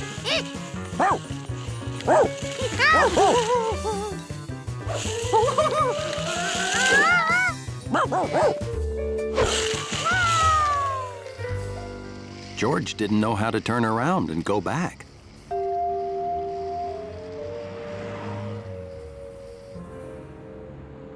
I don't know. We have too many roller skates. Now, what can we do to make people more interested in skates? Well, how about having a roller skating monkey give demonstrations? And just where are we gonna find a roller skating monkey? The skates are our gift to you. You just skate in front of the store whenever you can. You'd better give him another pair, hon. He's got 4 feet. Well, I thought he had 4 hands, but fine, 2 pairs it is. Okay, let's see what you can do.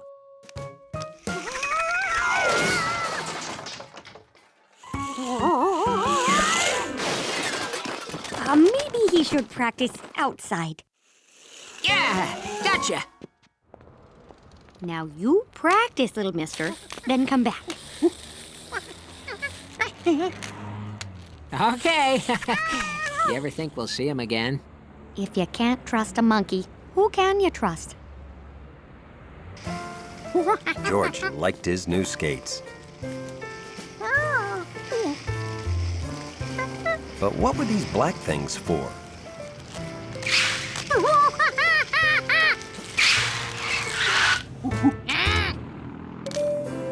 George thought that even Hunley would have to admire his skates, especially since now he knew how to stop. Huh? Let me help you with those. Hunley, you're in charge.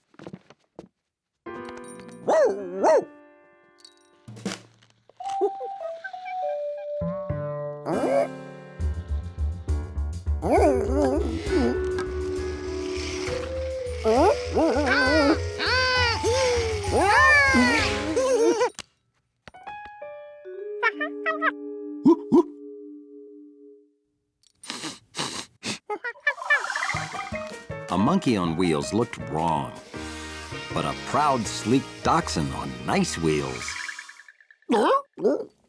George knew exactly what Hunley wanted to do.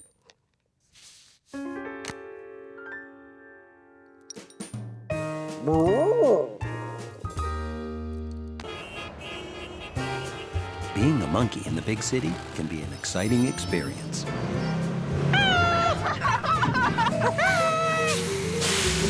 But it isn't perfect. Oh,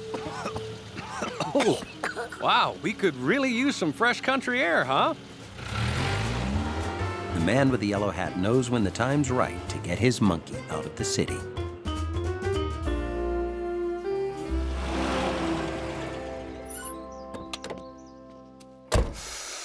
Take a deep breath and fill your lungs with good, clean country air.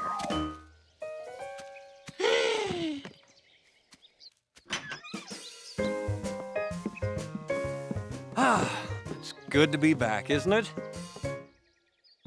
You can let the clean air out, George. There's plenty here.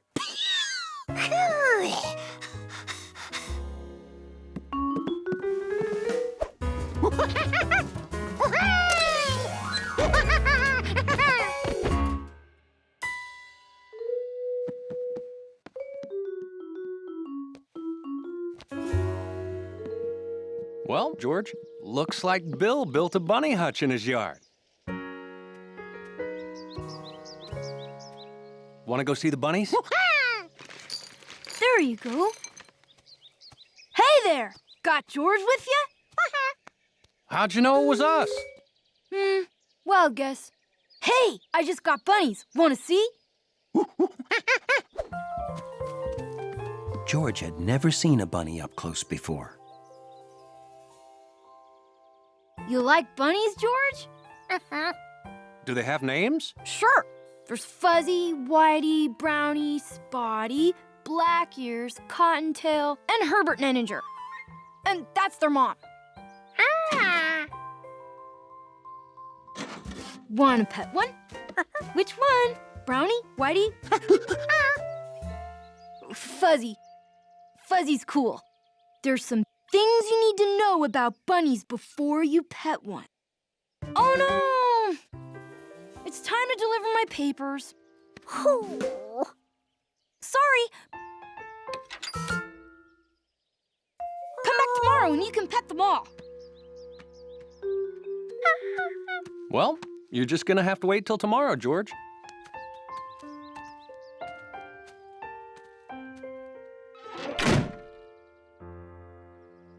Ooh, George could barely stand it.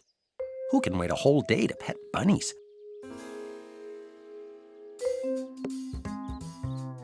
You going out? Be a good little monkey. George thought he could keep the bunnies company while Bill was away. They were so still, so quiet, so fuzzy. Bunnies, bunnies. Bill wouldn't mind if he petted one bunny, just once, if he was very, very careful.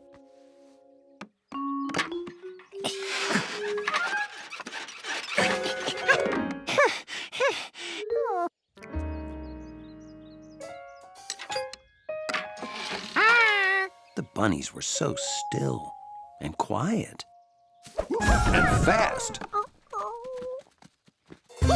They were almost too fast to see. Definitely too fast to pet. And absolutely too fast to do as they were told.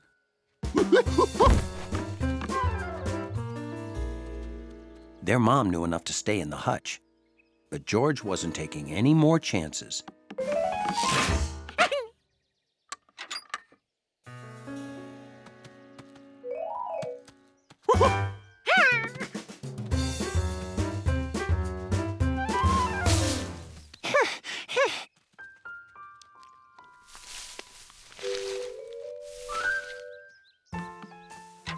George decided he'd better figure out how many bunnies got loose by counting their bowls.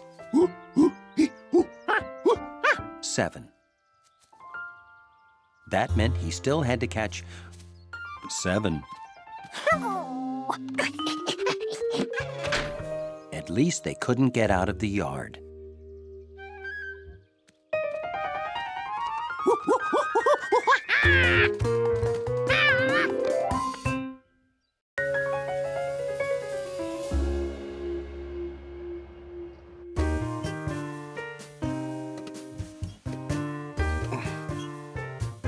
Hunley was proud to be a dog who couldn't be distracted.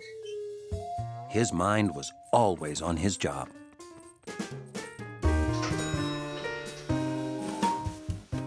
Whether his friend the doorman knew it or not. Oh, what is it, boy? Hungry again? Elevator's here. Good morning. It's a beautiful day. Enjoy it. Good morning to you too, Hunley.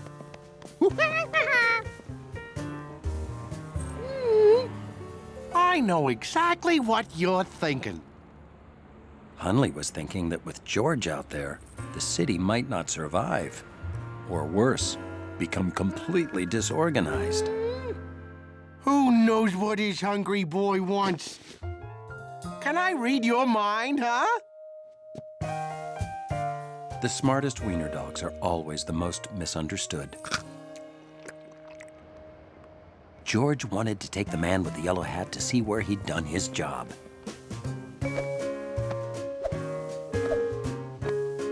In Chef Biscetti's kitchen. Oh, Giorgio was a big help to me. He was especially good at cleaning up a mess. Well, he's had a whole lot of practice. Oh, I'm afraid I have no work for you today. Oh, you know what?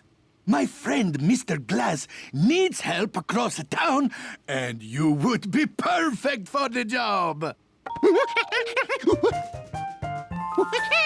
Oh, George, I don't have time to take you across town. Maybe another day. Well, I can take him there if it's okay with you. Oh, great. All right. Do you promise to be a good little monkey? The job is at the building my friend owns, the Glass Palace. Now, like I told you, Chef, I need a window washer who can work way up high without getting dizzy. That's 6 ways. That's a lot of ways. But, Mr. Glass, Giorgio's a great climber. He's a monkey! Congratulations. I need every window clean by 2:15. Can you do it?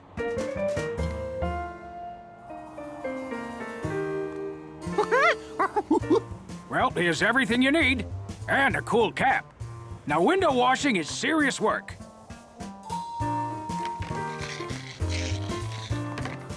You take your work seriously. I like that in a monkey. Never mind what people inside are doing. Don't be curious or you'll get into trouble. George promised to be good. But little monkeys sometimes forget.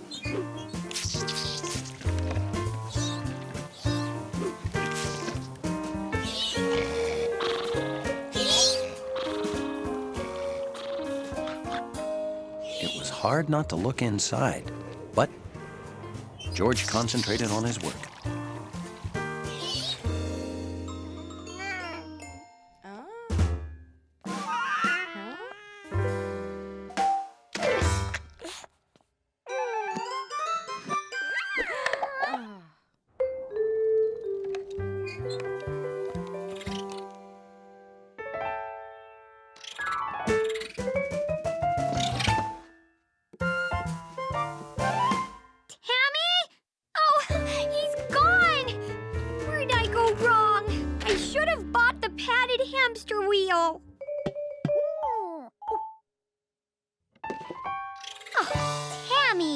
I never would have found you in there. Thank you, Window Monkey! After a week in the crowded city, what's more relaxing than driving out to the country for the day?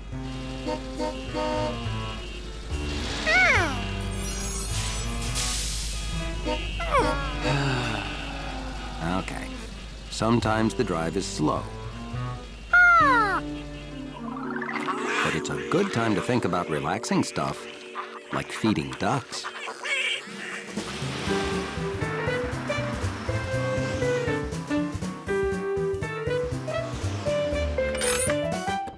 Oh, that was the worst traffic ever. But the day's not over yet. Let's feed the ducks.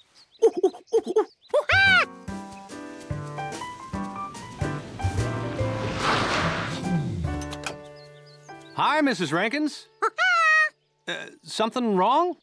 The chicks wandered off. My chicken is very upset. If I don't find them before dark... Yeah, not much time left to feed ducks either. I'll help you search. You can feed them without me, okay, George? But stay by the duck pen. I don't want you to get lost like the chicks.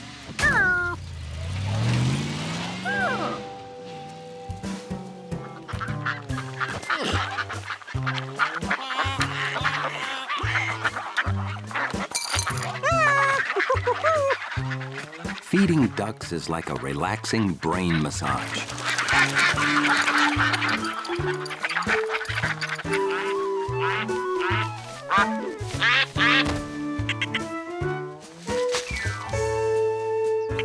Jumpy Squirrel was a good jumper.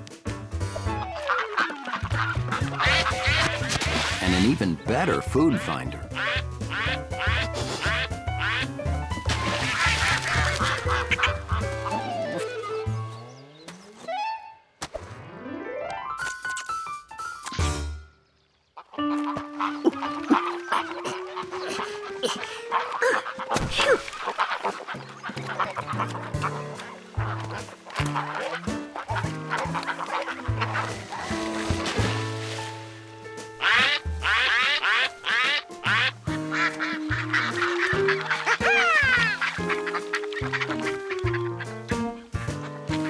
This was great. George had never had ducks swim all around him before. If ducks swam all around, it meant he was floating down river with ducks. It was almost like being a duck.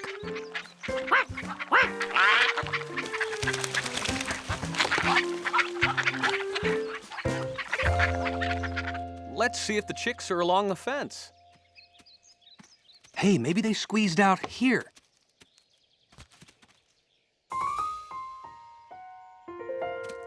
Then they could be anywhere.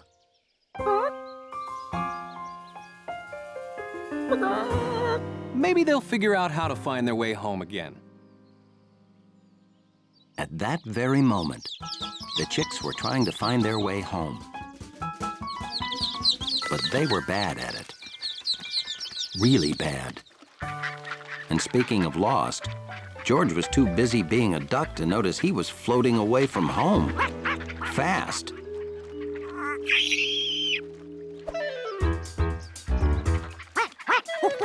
Jumpy tried to warn George because he didn't want his friend to get lost and take all that food with him.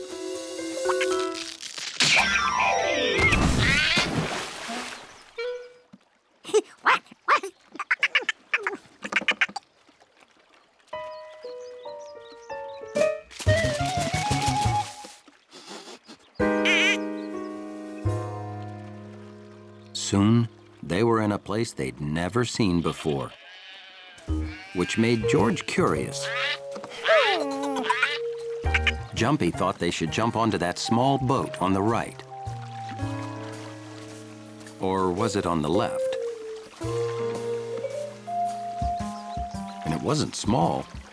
It wasn't even in the river. But Jumpy missed home. Watching for the man with the yellow hat to come home was easy for a sharp-eyed monkey like George, because nobody else was that yellow.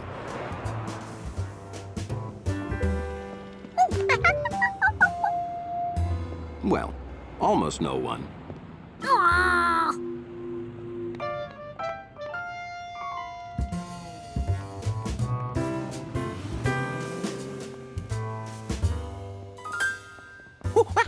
Seeing the man was great. But seeing him with a present was even better.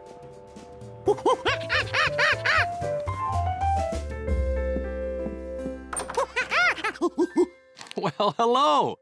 How was your morning?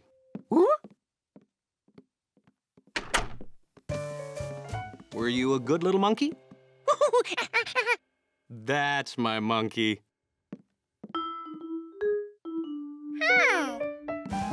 Hold on, George. That present's not for you. It's for Professor Wiseman's birthday. You can see what's inside when she opens it. Tonight at dinner. Dinner was years away.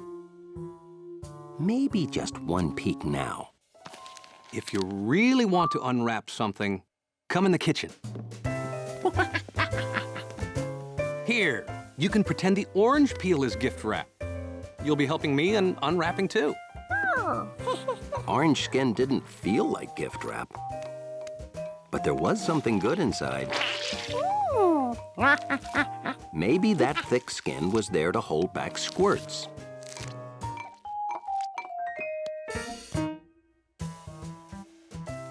Now, the onion had skin that felt like gift wrap. But it didn't smell like any present.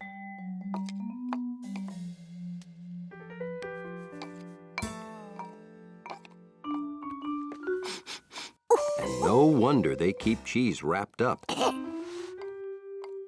These coverings were all different, but they hid the same thing. Something smelly.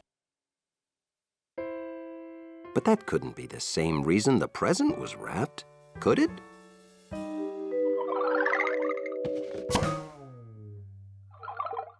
George, could you please peel me one apple?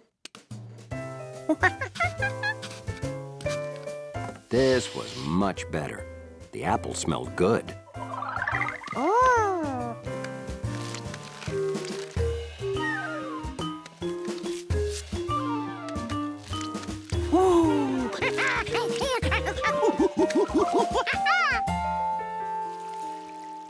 George, after you've done one apple, leave the bowl of unpeeled fruit out, okay?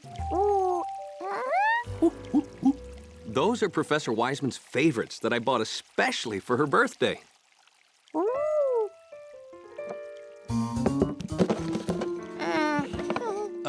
George, could you pick up my pants for me?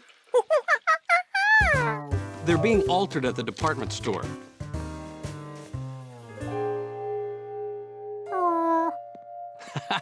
Don't worry, we won't open it without you. Phew.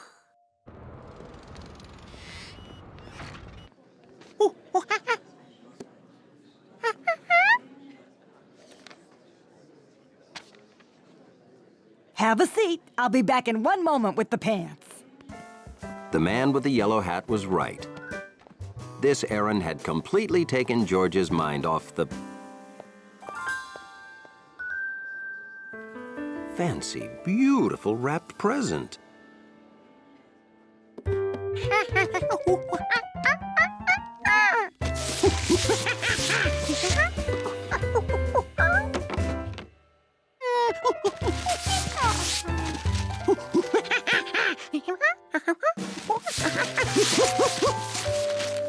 Nothing to eat, nothing to smell, nothing. All George uncovered was a mystery. Why just wrap empty boxes?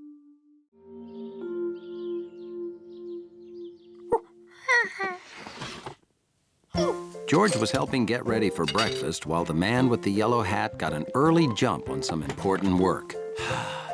This country air is just what I needed. Yeah, by tonight, my speech for the tribute to Professor Wiseman will be perfect. Her great vision. Her great insight exhibit, right? Algae. Woolly mammoth.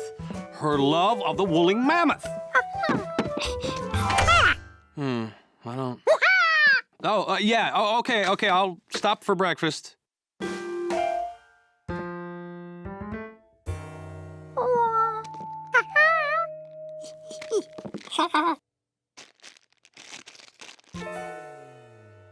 Well, fruit and eggs are good. Whoa!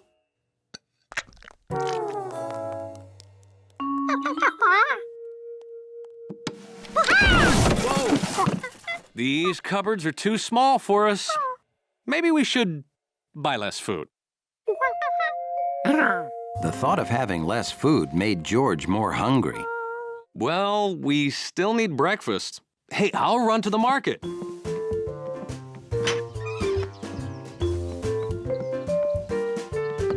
Maybe you can finish my speech for me while I'm gone.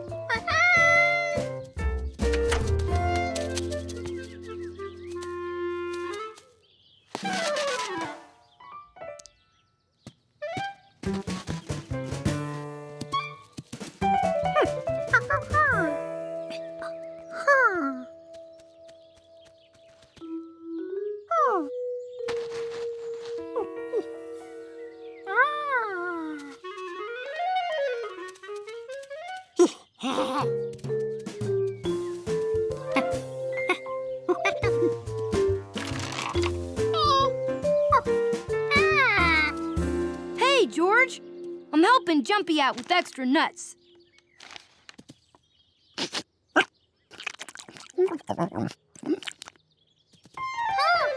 He's storing food. Squirrels hide food in the ground. Then when they need it, they dig it up and have plenty to eat. George never knew the ground was such a good place to store food. George and the man with the yellow hat needed a good place to store food.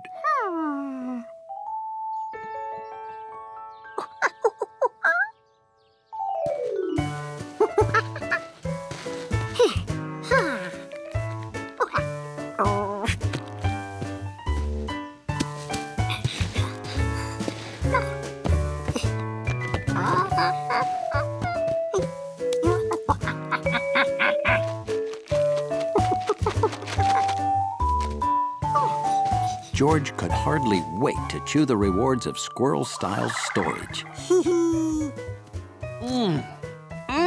George, these donuts are delicious. George, this fish is phenomenal.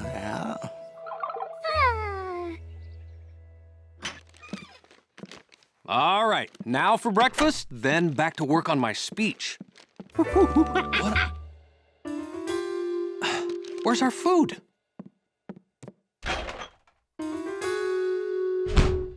George, I think there's a food thief on the loose.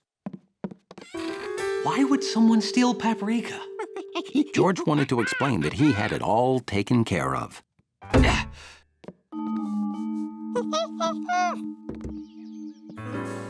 Do we have gophers? Gophers stole our food?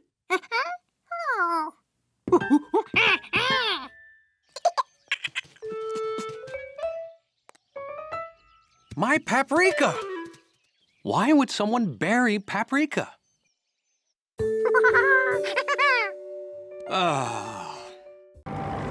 The apartment building where George lived was a very orderly place. And that's how Hunley liked it. They're here to clean your carpets. People came.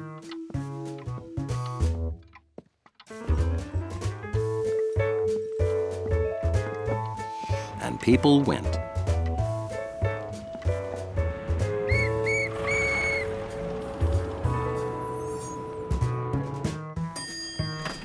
The elevator arrived. And people came down the stairs. Everything in Hunley's lobby was orderly and neat. Well, almost everything.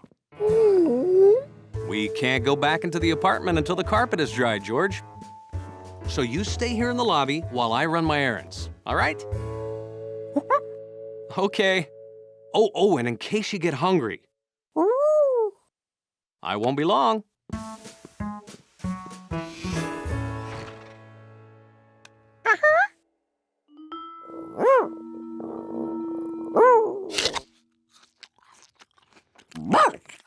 Hunley didn't think George should be eating a sloppy apple in the lobby.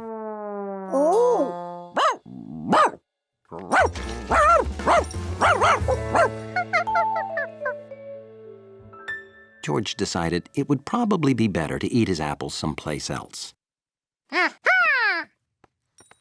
Hunley had never been through this door before.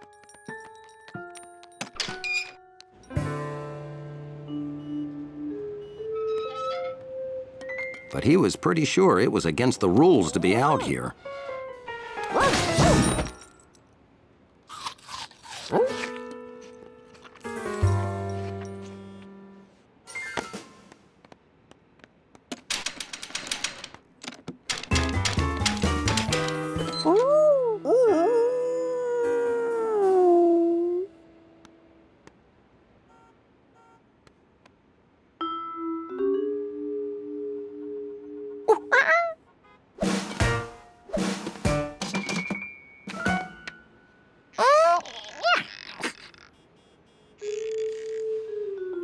Hunley didn't think George would ever get in that way. so he'd find a better way.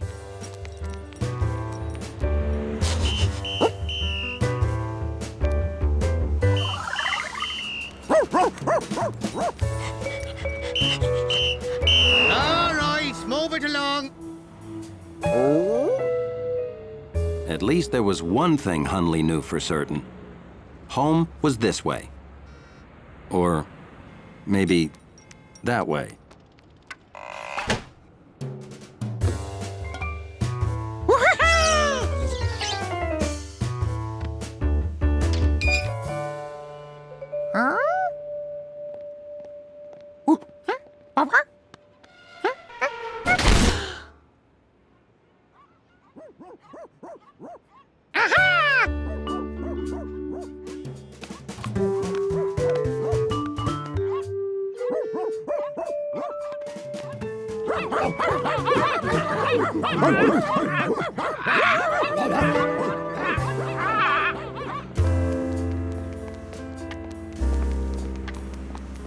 Hunley was getting worried. He could just imagine the terrible things that sloppy monkey was doing to his lobby. When Hunley found his building, it was even worse than he imagined. But then Hunley saw that it wasn't his street at all. But that meant he had no idea where he was.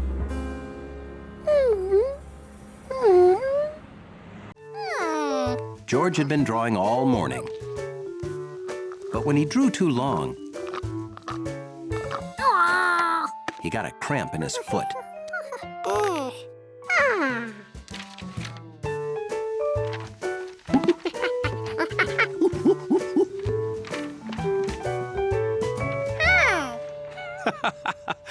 That's funny. A banana driving a car. Oh, it's me. Well, George, I am honored to be in such a great work of art. Hey, and you know where great works of art belong? On the refrigerator. What we need to hold that up is a magnet. Well, let me see. I remember having one somewhere. Oh. Well, this is the only one I got.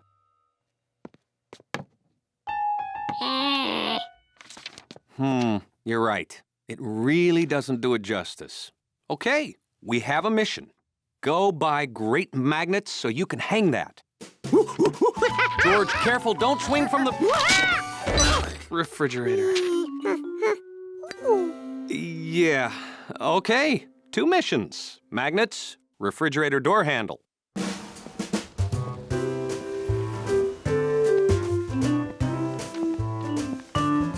Oh, hi, Professor Wiseman. Hi, guys. Wow, you're in the wrong place. That belongs in an art museum. We're here to buy cool magnets to stick George's picture to the refrigerator. Say, while you're here, do you want to see our new magnetarium? Yeah. Oh, were you talking to George? George was in a hurry to get home and hang up his drawing. But he was curious. Welcome to the magnetarium.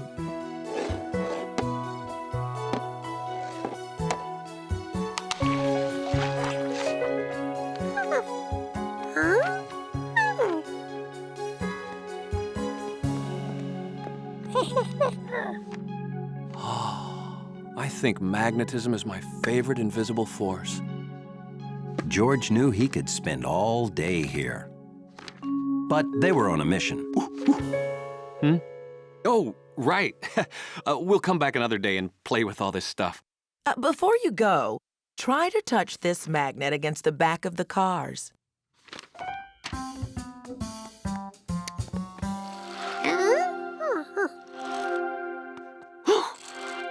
Now try to touch it to the front.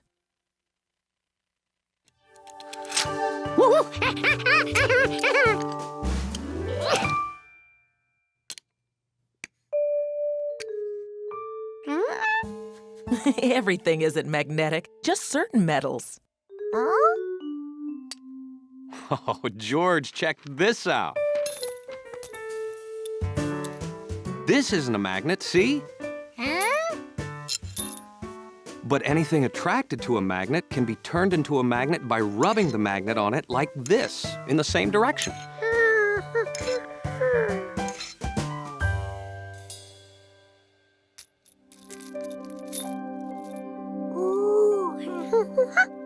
It's all so amazing. Oh, I almost forgot this. What amazing thing does that do? This? It's the pizza pan you lent me. I'm returning it. Thanks.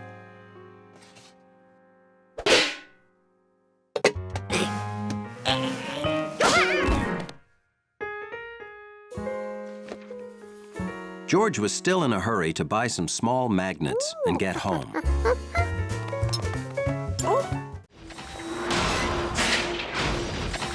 The day started with a wham, wham, wham. Lots of people heard it.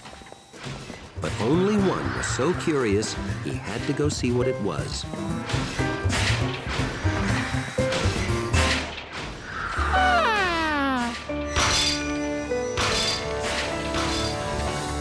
Wow, pretty impressive construction site, huh, George?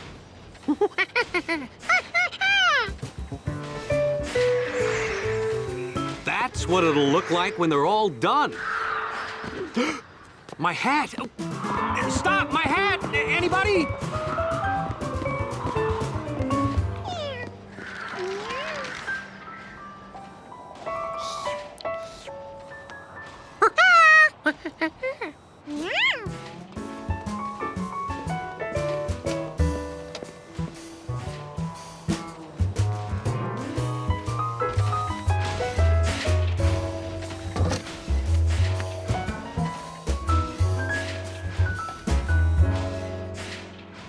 These metal boxes looked important.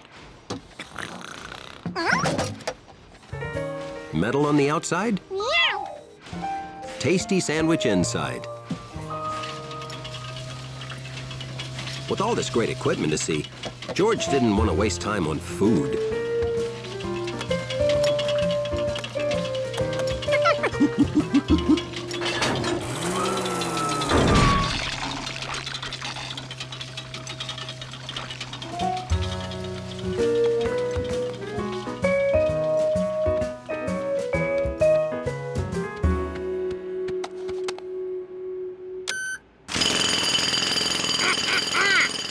Machinery's more fun when it's nice and loud.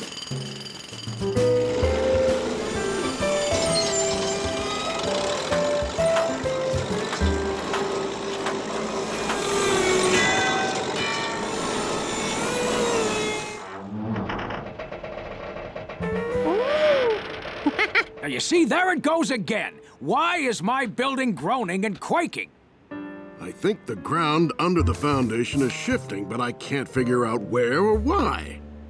I want this place to be safe. We'll have to shut the site down until we find the problem.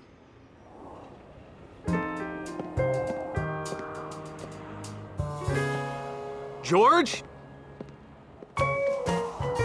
George! Get down! That's not a playground!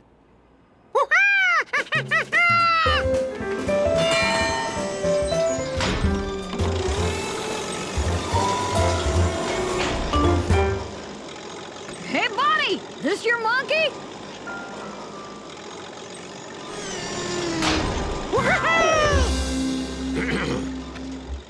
And is this your cat?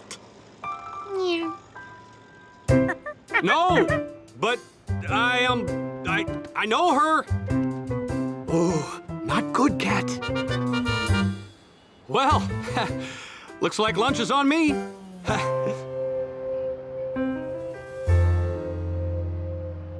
The next morning, the man with the yellow hat was doing a little constructing of his own. Good morning, George. What'll it be for breakfast, waffles or pancakes? Waffles and pancakes it is. I'm sorry, George, but there are no blueberries. We'll just find something else fun to put on top.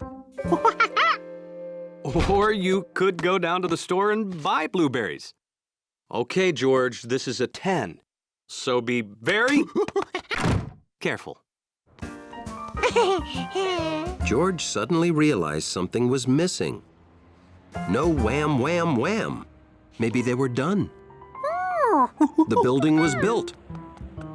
The blueberries would have to wait.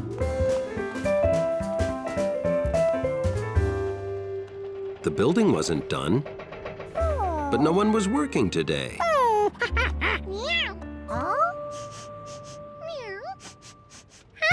Maybe this was a perfect time to look around without distracting anybody.